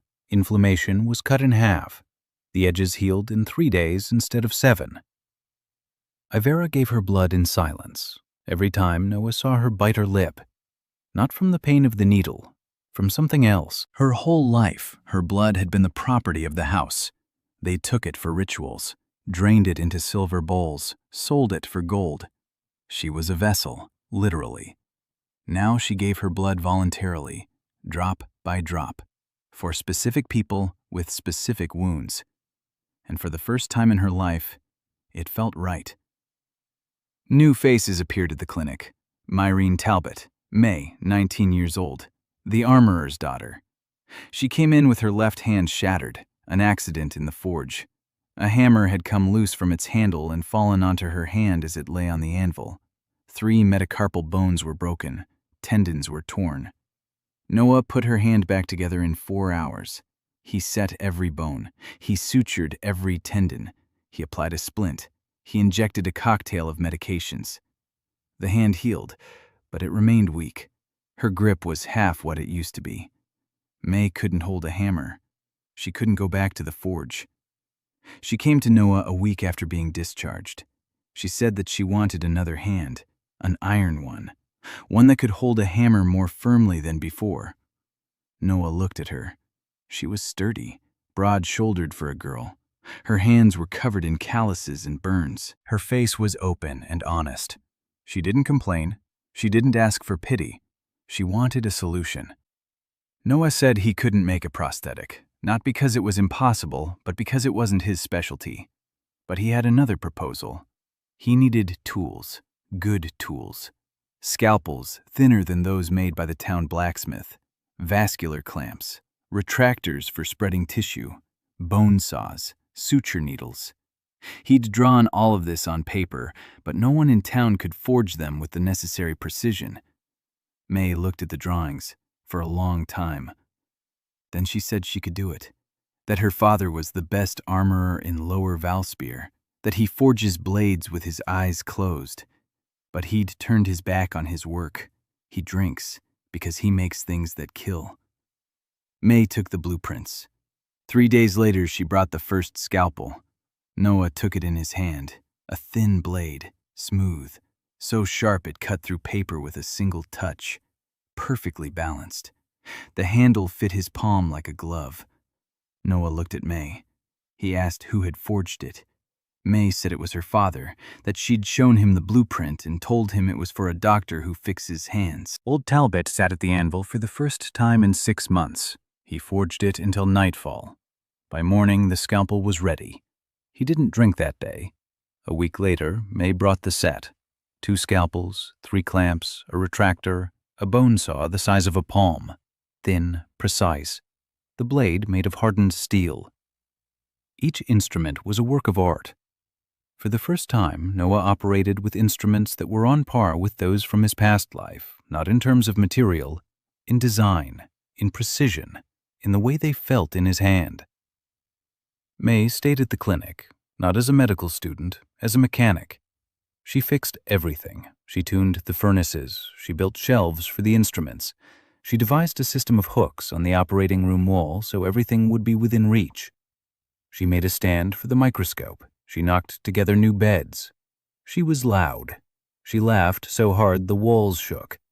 She spoke her mind. She argued with everyone, and she worked for 3 people. Noah realized that without May, the clinic wasn't a clinic anymore. She was the mortar between the stones, without which the wall crumbles. In the middle of winter, what Noah feared most happened. The clinic on Manhwa Street. Evening. No patients. Noah went to near the bridge to check on a patient. Lyra was on duty alone. That morning, Mila, one of the students, had come in complaining of a stomachache. Lyra gave her some mint tea. By lunchtime, Mila was lying on the floor, vomiting, diarrhea, seizures. Lyra ran to get Noah. When they returned, Mila wasn't breathing. Noah examined the body. Symptoms: sudden onset, vomiting 2 hours after eating, convulsions, respiratory arrest. Not a disease. Poison. He checked the well, the water the entire clinic drank from. He scooped some up, sniffed it. Slightly bitter, barely noticeable. He poured the water onto the ground. He turned to Lyra. He told her the well was poisoned. Lyra turned pale. She asked about the patients. Noah rushed upstairs.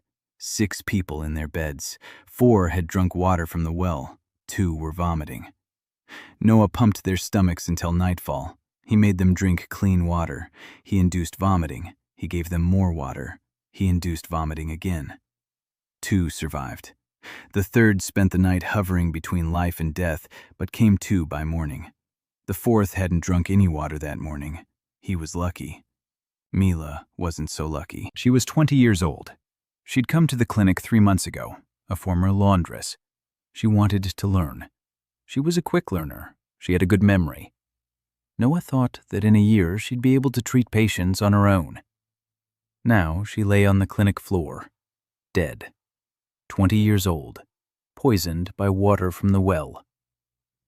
Noah stood over her body and said nothing. Dover stood beside him. Lyra was crying against the wall. May went out into the courtyard and hammered something on the anvil for so long that the neighbors started banging on the wall. Selina arrived an hour later.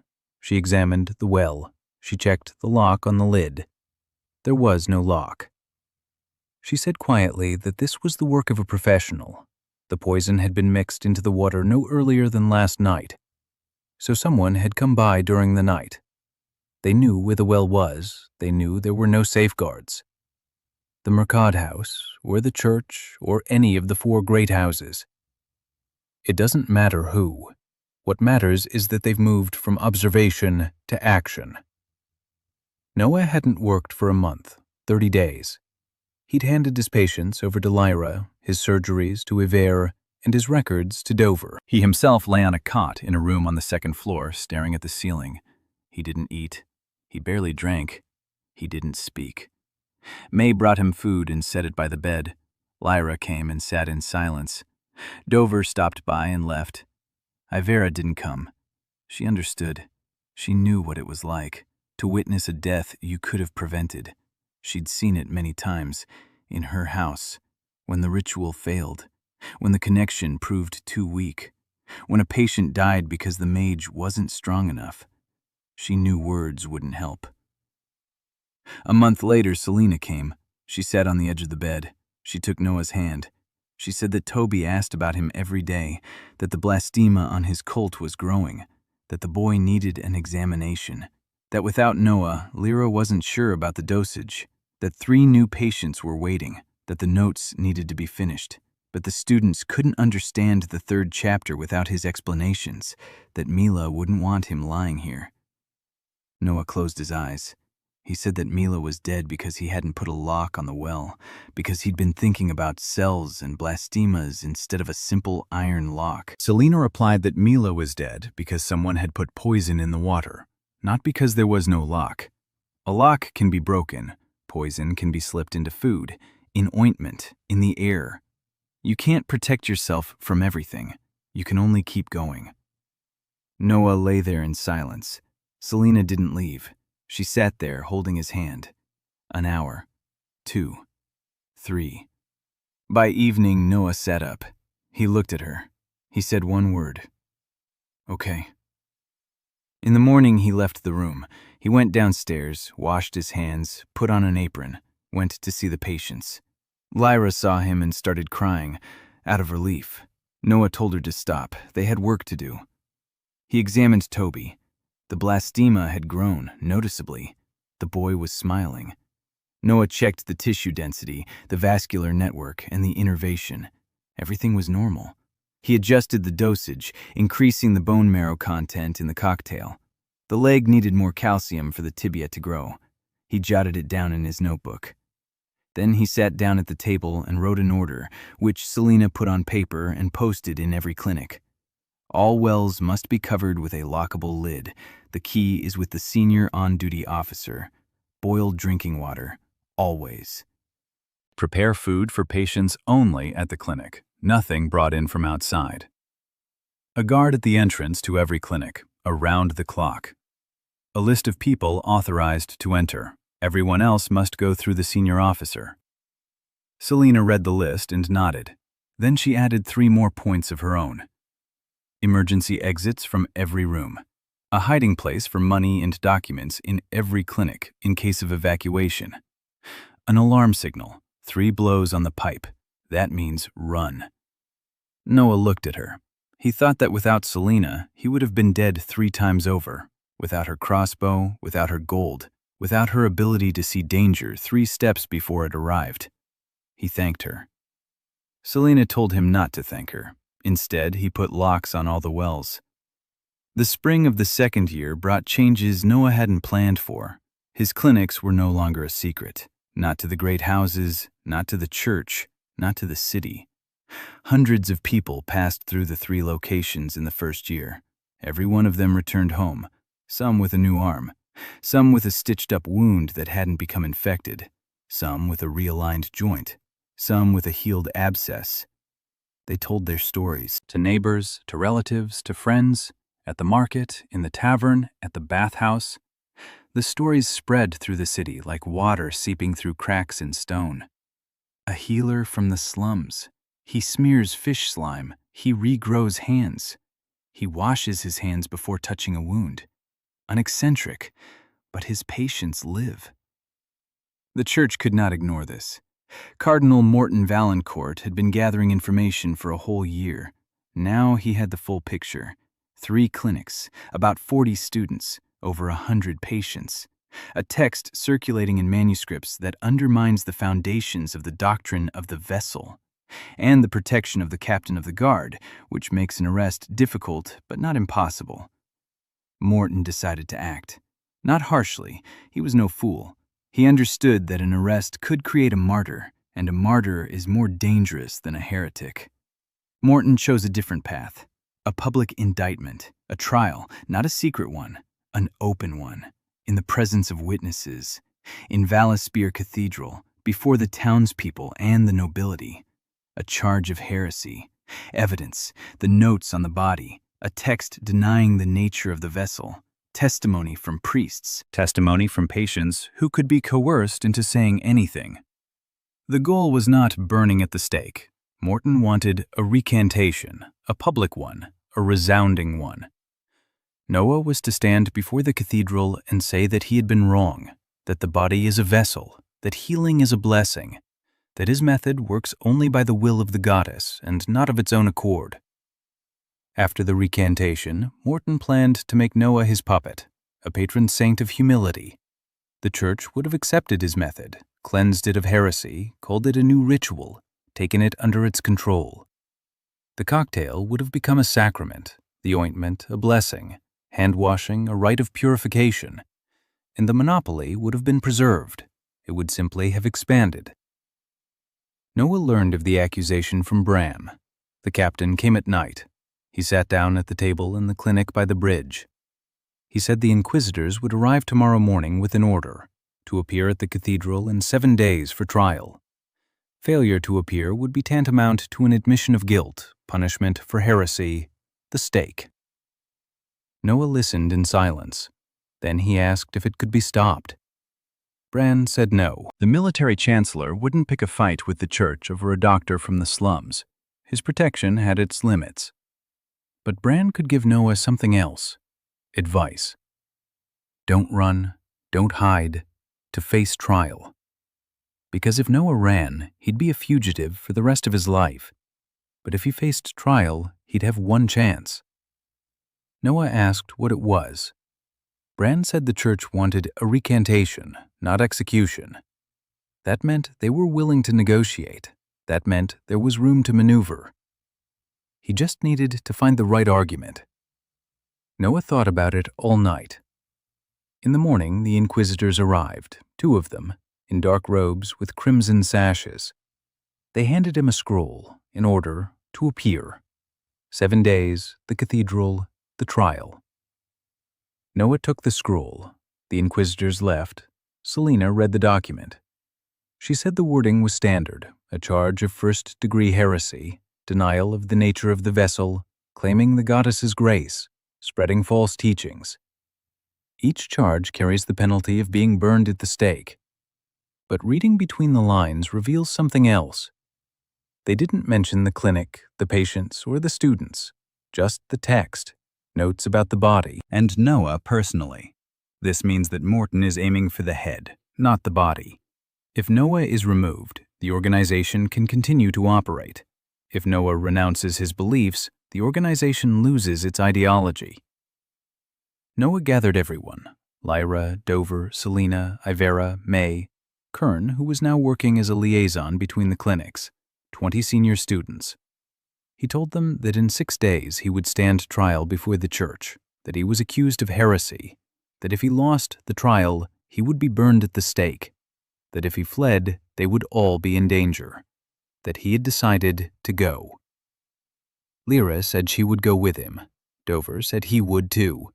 May said she would take a hammer, and if anyone tried to set Noah on fire, she would set the cathedral ablaze. Ivera remained silent. Then she said quietly that she was a former blood mage from the Great House. Her testimony carries weight. If she stands before the court and says that Noah's method works and that blood magic is biology, not a gift, it will be a blow to the entire system of the houses. Selena shook her head. She said that Ivera's testimony was valuable, but not enough. The church would declare her an apostate and a traitor to the house. Something else was needed, something Morton couldn't dismiss. Noah thought about it for 5 days. On the 6th day, an idea came to him. Not from his own reflections, but from a patient, or rather from rumors.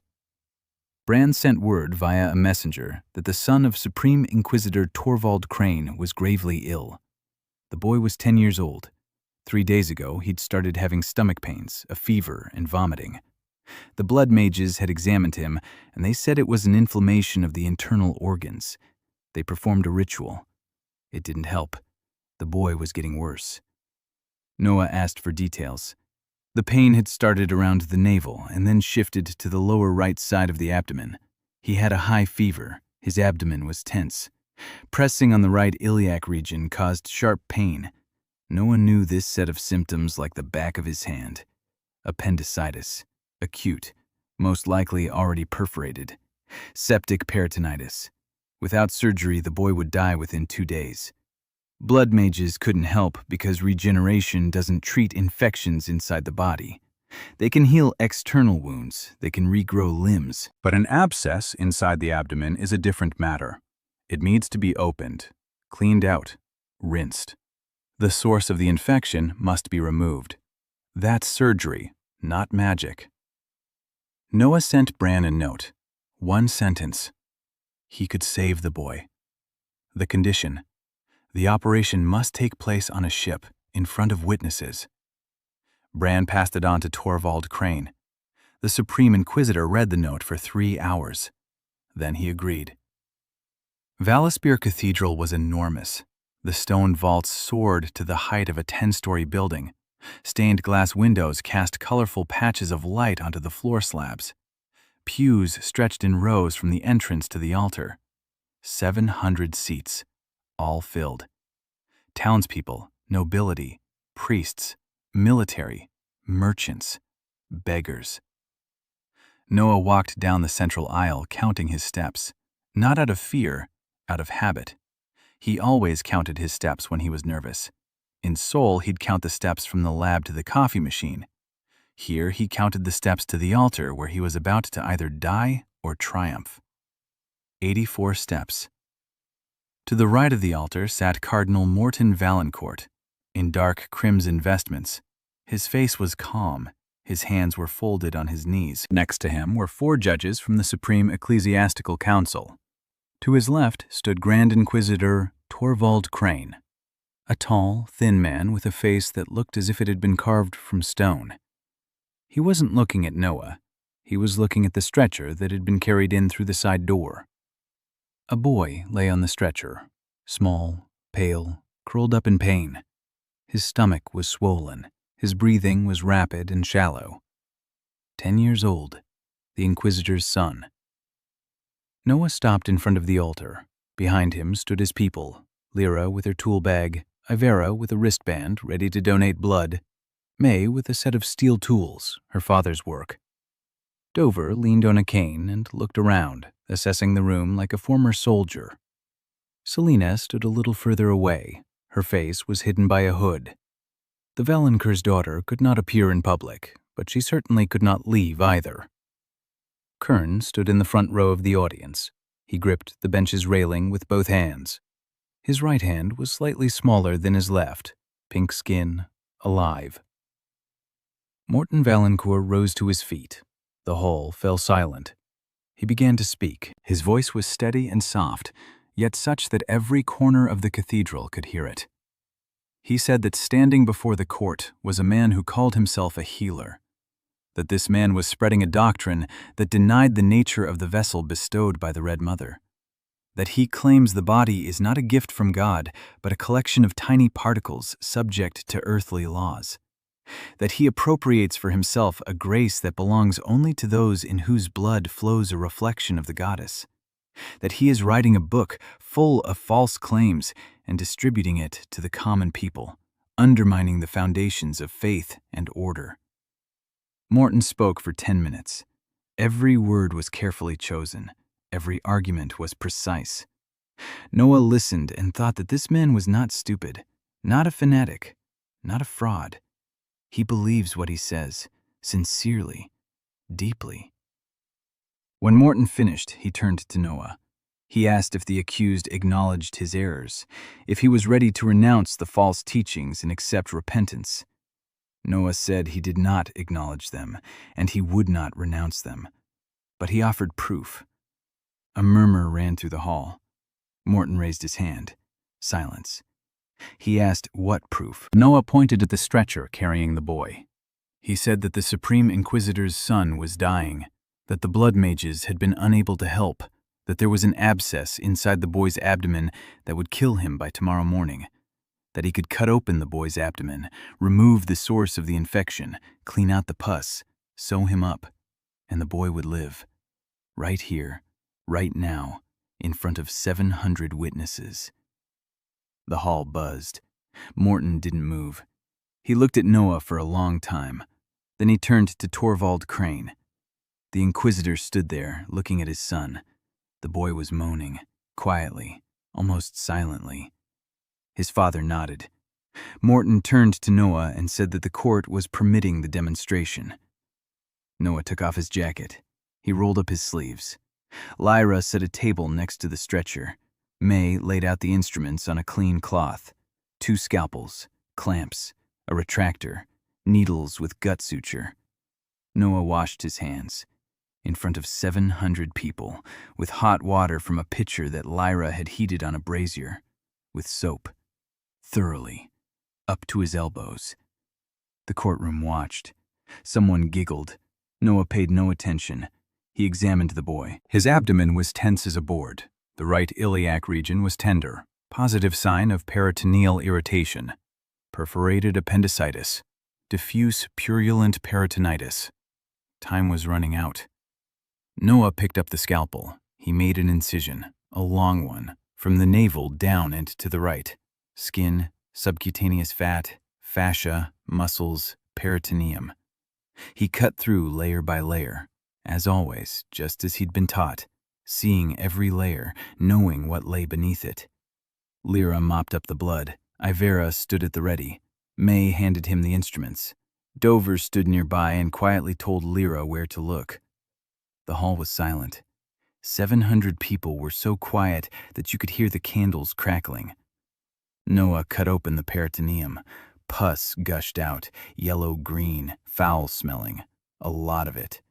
Someone in the hall gasped. Someone turned away. Noah continued working. He found the appendix, swollen, black, perforated. A hole in the wall through which the contents of the intestine were spilling into the abdominal cavity. He tied off the base of the appendix with thread. He severed it, removed it. Began to irrigate the abdominal cavity, boiled water mixed with bark decoction, liter by liter. Washing out the pus, scraping it clean, rinsing every pocket between the loops of the intestine. The operation lasted 4 hours. 4 hours by candlelight, in the cathedral, before the altar of the goddess whom he had allegedly insulted. For 4 hours, 700 people watched as a man in a canvas apron cut open a child's abdomen and probed his insides with his bare hands. It was terrifying. It was revolting. It was the most beautiful thing many of them had ever seen in their lives. Because when Noah finished flushing, he sutured the peritoneum. He sutured the muscles. He sutured the skin. He applied a bandage. He dripped a drop of Ivera's blood onto the suture. The boy was breathing, steadily, deeply. The fever began to subside within an hour. By midnight, he opened his eyes. The morning after the operation, the cathedral was still full. People had sat on the benches all night, waiting, watching the boy who lay on a stretcher in front of the altar. Lyra stood guard nearby. She changed the bandage every 2 hours. She checked his pulse, his temperature, his breathing. Noah sat on the steps of the altar and drank water from a pitcher. His hands were shaking from exhaustion. 4 hours of surgery, non-stop, without an experienced assistant, without proper lighting, by candlelight. He was completely worn out.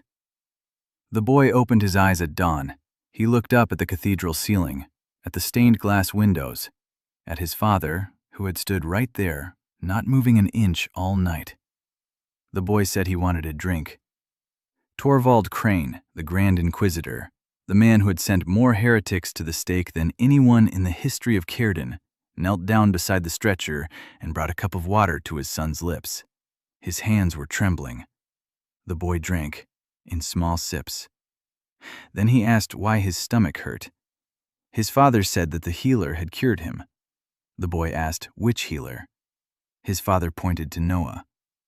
The boy looked at the man in the dirty apron with rolled-up sleeves and dark circles under his eyes and said he didn't look like a healer, more like a vagrant. Someone in the hall laughed, quietly, then louder. Then everyone was laughing. 700 people. Noah smiled too, for the first time in a day. Morton Valancourt rose from his chair. The hall fell silent again. The cardinal approached the stretcher. He looked at the boy, at the suture, at the bandage, at Noah. He was silent for a long time. Then he spoke, quietly, not to the audience, to Noah. He said he had seen miracles, real ones. When the blood mage placed his palm on a wound and it closed within a minute. When the house's lineage revived dead tissue, those were miracles. What Noah did was no miracle. It was work, dirty, bloody work that lasted 4 hours and stank so badly that the priests went out into the vestibule to vomit. But the result was the same. The child is alive. Morton asked Noah one question, not for the trial, privately. If the body is not a vessel but a collection of cells, if illness is not a punishment but a malfunction, if healing is not mercy but a repair, then what is the point of the goddess? Why the church? Why faith? What is left for people when the fear of death is gone? Noah answered. He said that the fear of death doesn't go away. It lessens, a little, because now, instead of prayer, you can wash your hands. Instead of a sacrifice, you can make a diagnosis. Instead of hoping for mercy, you can follow protocol. But death isn't going anywhere. People will die, from old age, from wars, from diseases he doesn't yet know how to treat. And in the face of this death, they still need something, meaning, comfort, hope that there is something else beyond the threshold. He can't provide that. He knows how to mend bodies, not souls. Souls need the church, or something like the church. He's no enemy of the goddess. He doesn't even know if she exists. He's just a healer who wants to keep children from dying of an abscess in their stomachs. Morton listened. He nodded. He stepped away, returned to his chair, sat down, closed his eyes, thought. The trial resumed at noon. Morton announced the verdict, not a unilateral one. A panel of 4 judges voted, 3-1. Noah Khan was not found guilty of heresy. Noah Khan was recognized as a secular physician under the supervision of the church. His method is not a ritual and does not claim the goddess's grace. His method is a craft, like blacksmithing, like weaving, like carpentry, a craft of the body. The notes on the body are authorized for distribution with the caveat that the statements contained therein do not nullify the doctrine of the vessel, but rather supplement it. The great houses retain the right to blood rituals. Secular healers are granted the right to practice craft-based healing. A dual system: magic for those who can pay, medicine for everyone else. A compromise: a dirty, imperfect, half-hearted compromise. But Noah is alive. The notes are legal.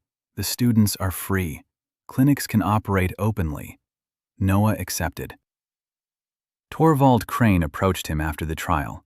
He took off his inquisitor's robe, folded it, placed it on a bench. He said he could not wear the clothes of a man who sentences others to death after another man in a canvas apron had saved his son. Crane became the first Grand Inquisitor in the history of Caerden to voluntarily resign. Noah stepped out of the cathedral. A crowd stood in the square, hundreds of people, waiting. When he appeared in the doorway, it fell silent. Then someone shouted.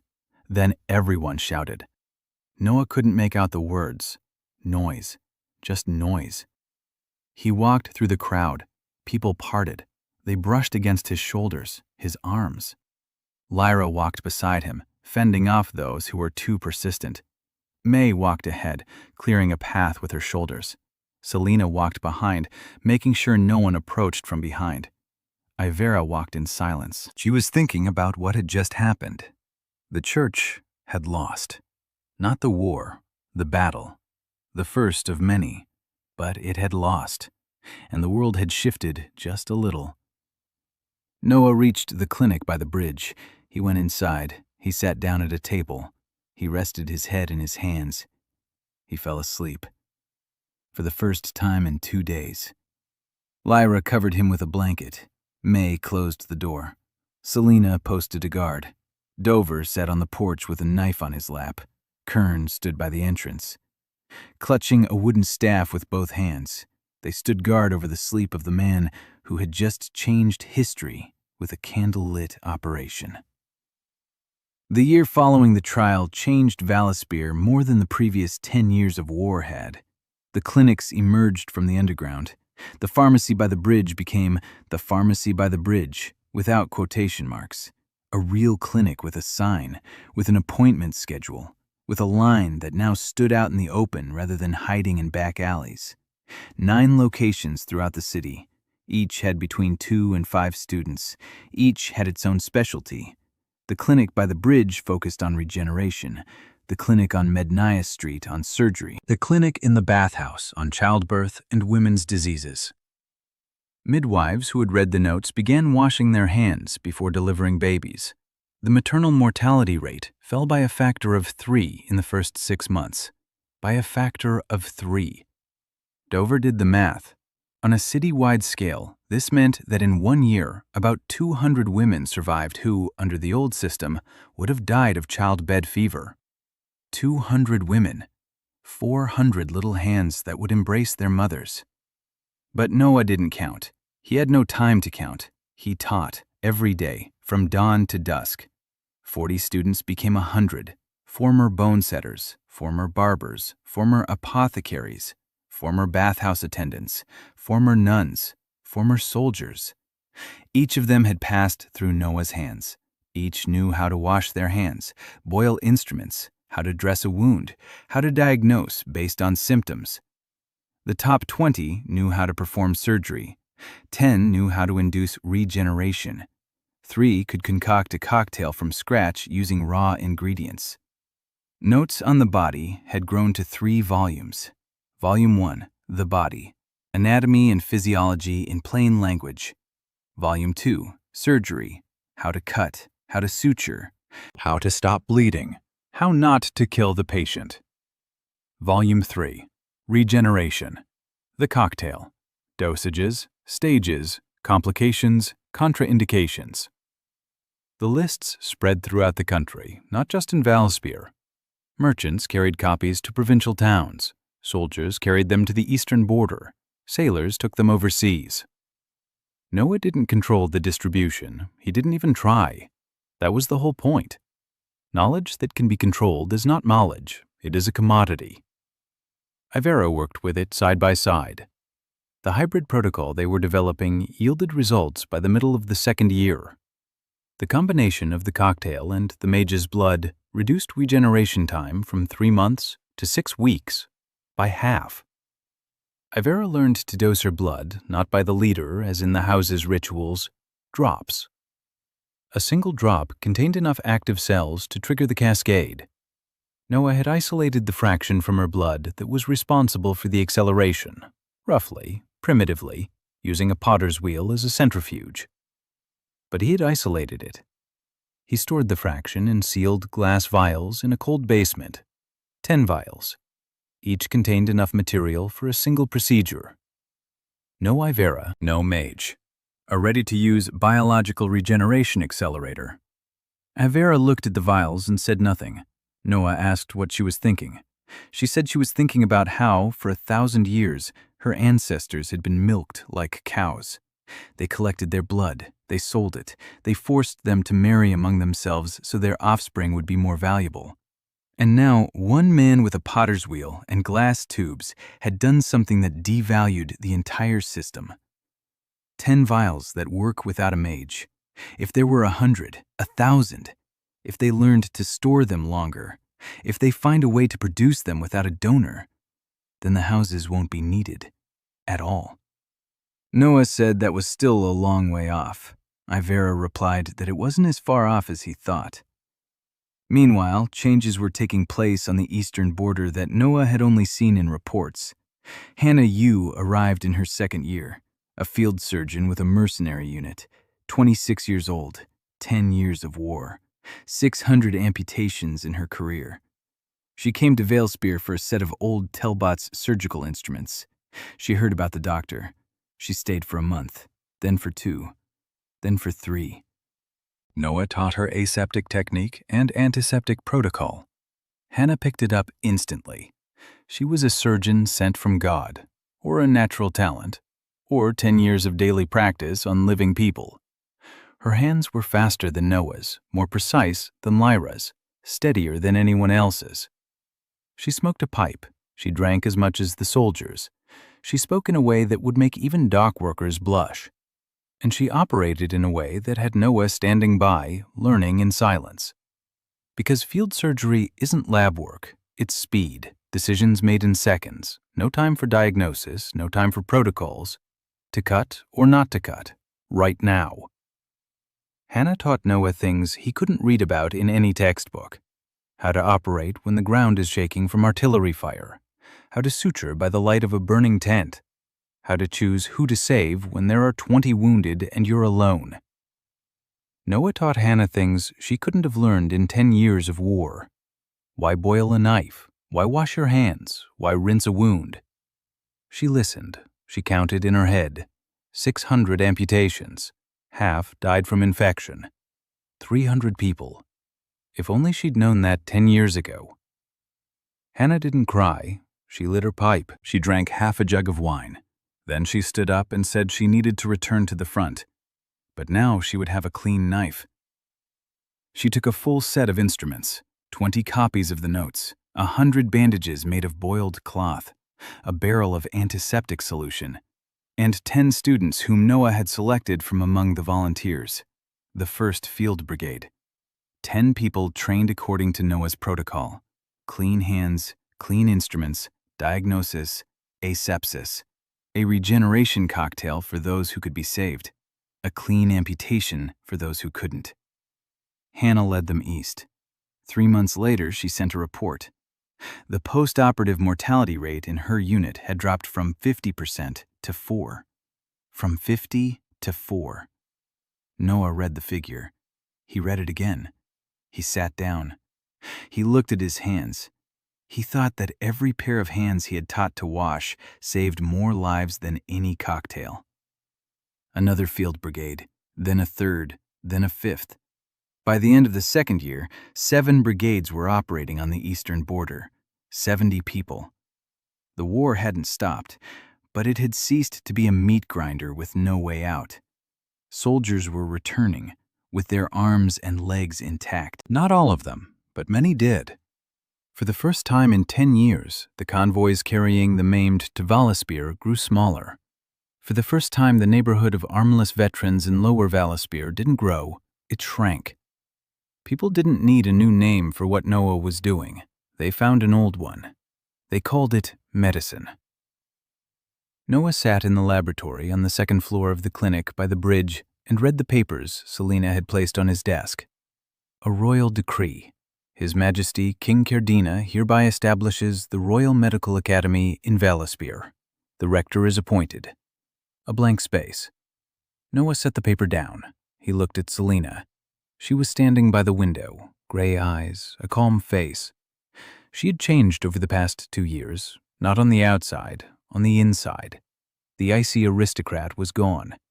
In her place stood a woman who knew the value of every copper coin in the clinic's treasury, who knew the name of every patient, who lay awake at night when someone died on the operating table. Noah said he wouldn't be the rector. Selina replied that she knew, that she had already written in another name.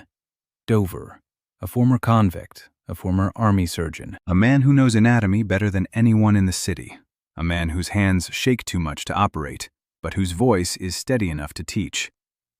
Noah asked if Dover had agreed. Selina said that Dover had cried, for the first time in 30 years. Then he blew his nose into his sleeve and said, "All right." Noah smiled. Then he looked at another stack of papers on the table. Old papers, yellowed with age, brittle. The handwriting was unfamiliar. The language was unfamiliar but understandable, like everything in this world. Selina had found them in the locked archives of the House of Valancourt. She had sneaked in there one night 3 weeks ago, risking her life. The writings of a man who had lived in Cerdin 800 years ago. An engineer or an architect from a world more advanced than Earth's. He built the aqueducts of Valaspir. He introduced the decimal system to the treasury. He developed water mills for grinding grain. And he was burned at the stake by the church for distorting the vessel of the world. Noah read his records slowly, line by line. The man wrote clearly and precisely, like an engineer. Facts, observations, conclusions, and among the technical drawings and calculations, there was one page, the last one, written hastily, in different ink, on the eve of his execution. He wrote that his arrival in this world was no accident, that the world itself draws people whose knowledge can change it, that he had felt this from the very first day, a sense that he was expected, that a place had been prepared, that the door had been opened specifically for him. He didn't know who or what opened the doors, but he knew he wasn't the first, nor the last. Noah set the page down. He stood up from the table. He walked over to the window. The city lay below. The rooftops, smoke from the chimneys, canals of dirty water, people on the streets. His city, his world now. That night he had a dream, a white room, not a room, a void, a white void, and in it a man, in a white lab coat. Not a lab coat, just a simple linen one like the ones here. An unfamiliar face, age indeterminate. He spoke in Korean, fluent, without an accent. He said that Noah would go further than him, not because he was smarter, because he wasn't alone. He had worked alone, built alone, written alone, and when they came with fire, there was no one to protect him. His knowledge died with him. The aqueducts remained, the mills remained, but the knowledge of how to build them with burned away. Noah assembled a team: Lyra, who mixes cocktails, Dover, who teaches anatomy, Selena, who counts money and spots enemies, and Ivera, who bridges the gap between magic and science. May, who forges tools, Hannah, who heals on the battlefield, Kern, who brings everyone together, Ari, who remembers everything. 100 students who can repeat the protocol without him. That's the difference. A single fire can be extinguished. 100 fires cannot. Noah asked who was drawing them here. The man replied that it was no one. That, and it is hungry. Noah asked what that meant. The man smiled. He said that Noah would understand on his own, when he was ready. It was still too early. For now, he needed to finish what he had started. The world is big. There is a lot of pain. There aren't enough hands. There are never enough. Noah woke up. Outside the window, dawn was breaking. Pink, warm, summery. He lay there, thinking about the words from his dream. It's hungry. A world that draws in knowledge, that seeks out people capable of changing it. Why? Noah didn't know. Maybe he'll find out. Maybe not. Right now, it doesn't matter. Something else is important. Ari Pellin. He thought about her. A 16-year-old girl from an orphanage, mute from birth, a cleft palate. He found her in the 4th month, thin, dirty, frightened. She was considered cursed. Noah performed the world's first plastic surgery to close a cleft palate, 3 stages over the course of a year. The first stage, closing the soft palate, the second, the hard palate, the third, correction. Ari began to speak at 17. Her first word was his name. She pronounced it crookedly, with difficulty. Her tongue wasn't used to the work it had been denied for 17 years. But she said his name.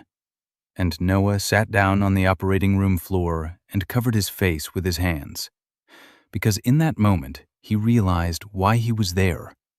Not for the sake of protocol, not for the sake of the notes, not for the sake of the academy. For the sake of a single word, uttered by a girl who had been silent for 17 years. Ari became his shadow. She handed him instruments. She kept the patient log. She remembered dosages better than Lyra. She remembered names better than Selena. She remembered faces better than Noah. She was the clinic's memory, a living archive. Every patient, every operation, every result, all in her head.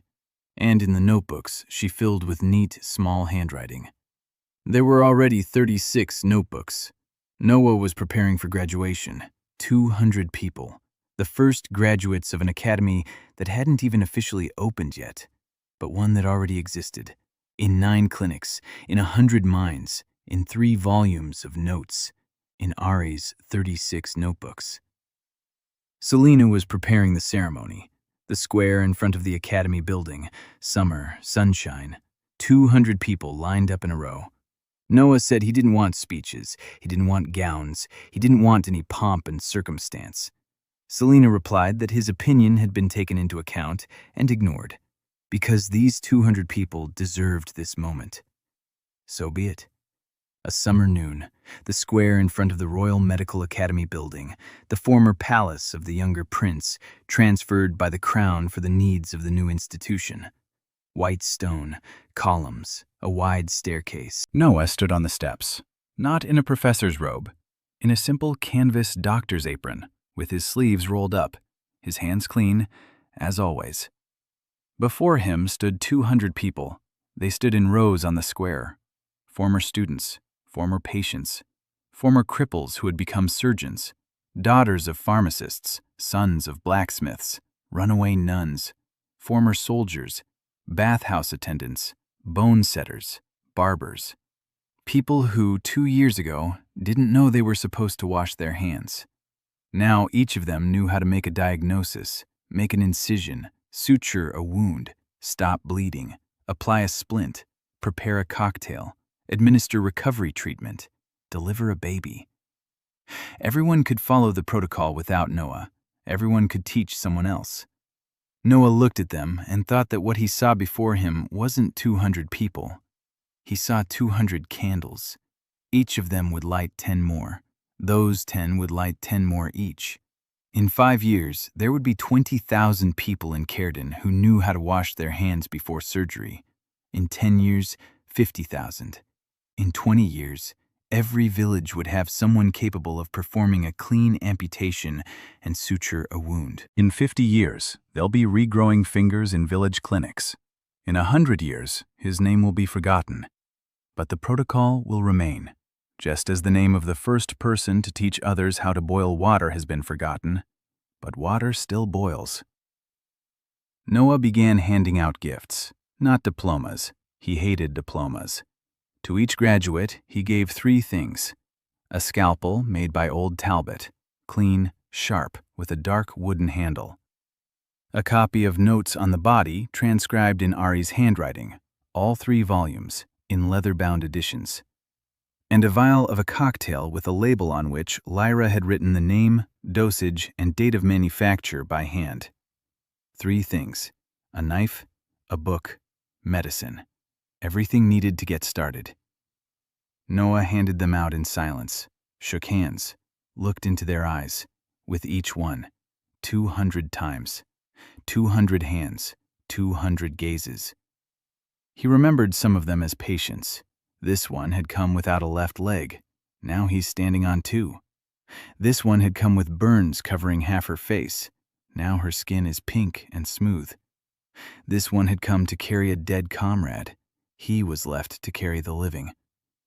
Lyra stood to his left. Her fingers, always dirty, were clean today. She was wearing a new dress, her first in 2 years. She looked at the graduates and smiled. Toby stood in the 3rd row, on 2 legs. His left leg was slightly thinner than his right, but strong and alive.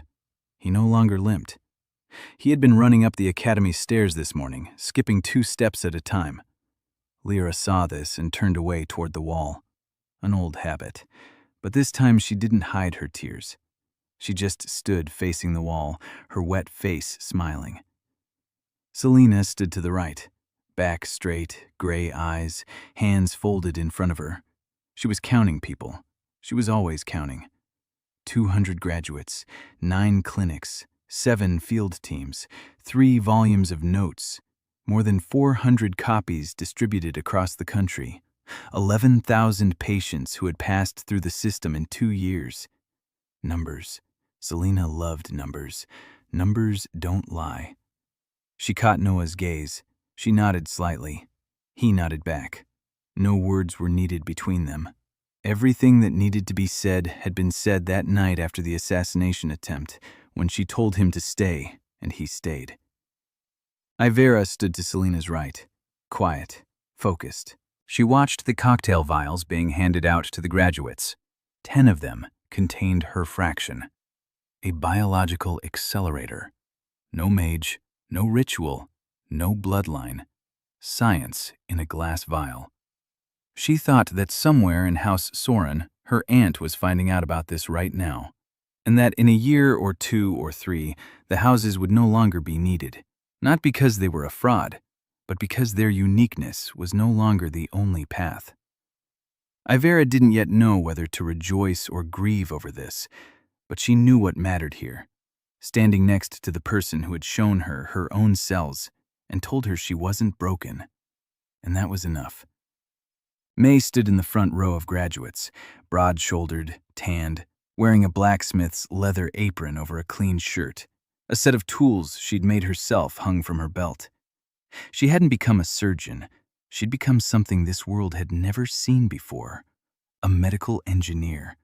A person who makes things that save lives, not things that take them.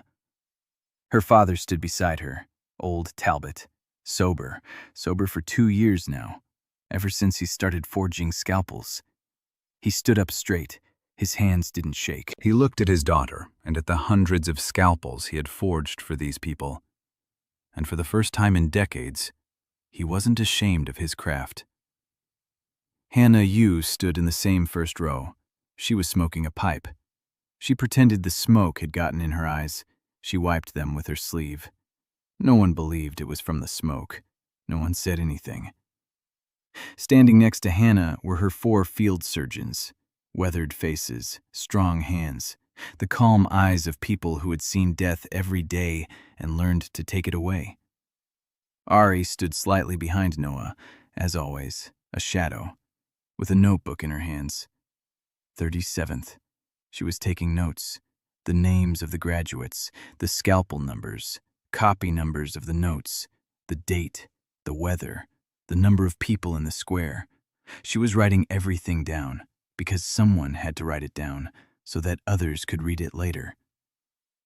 Kern stood in front of the line of graduates, the head of the field brigades. 2 hands, the right one slightly smaller than the left, pink skin. He was no longer a carpenter's apprentice. He was a commander. He was responsible for 70 men on the eastern border. For the thousands of soldiers his men were pulling from the rubble and getting back on their feet.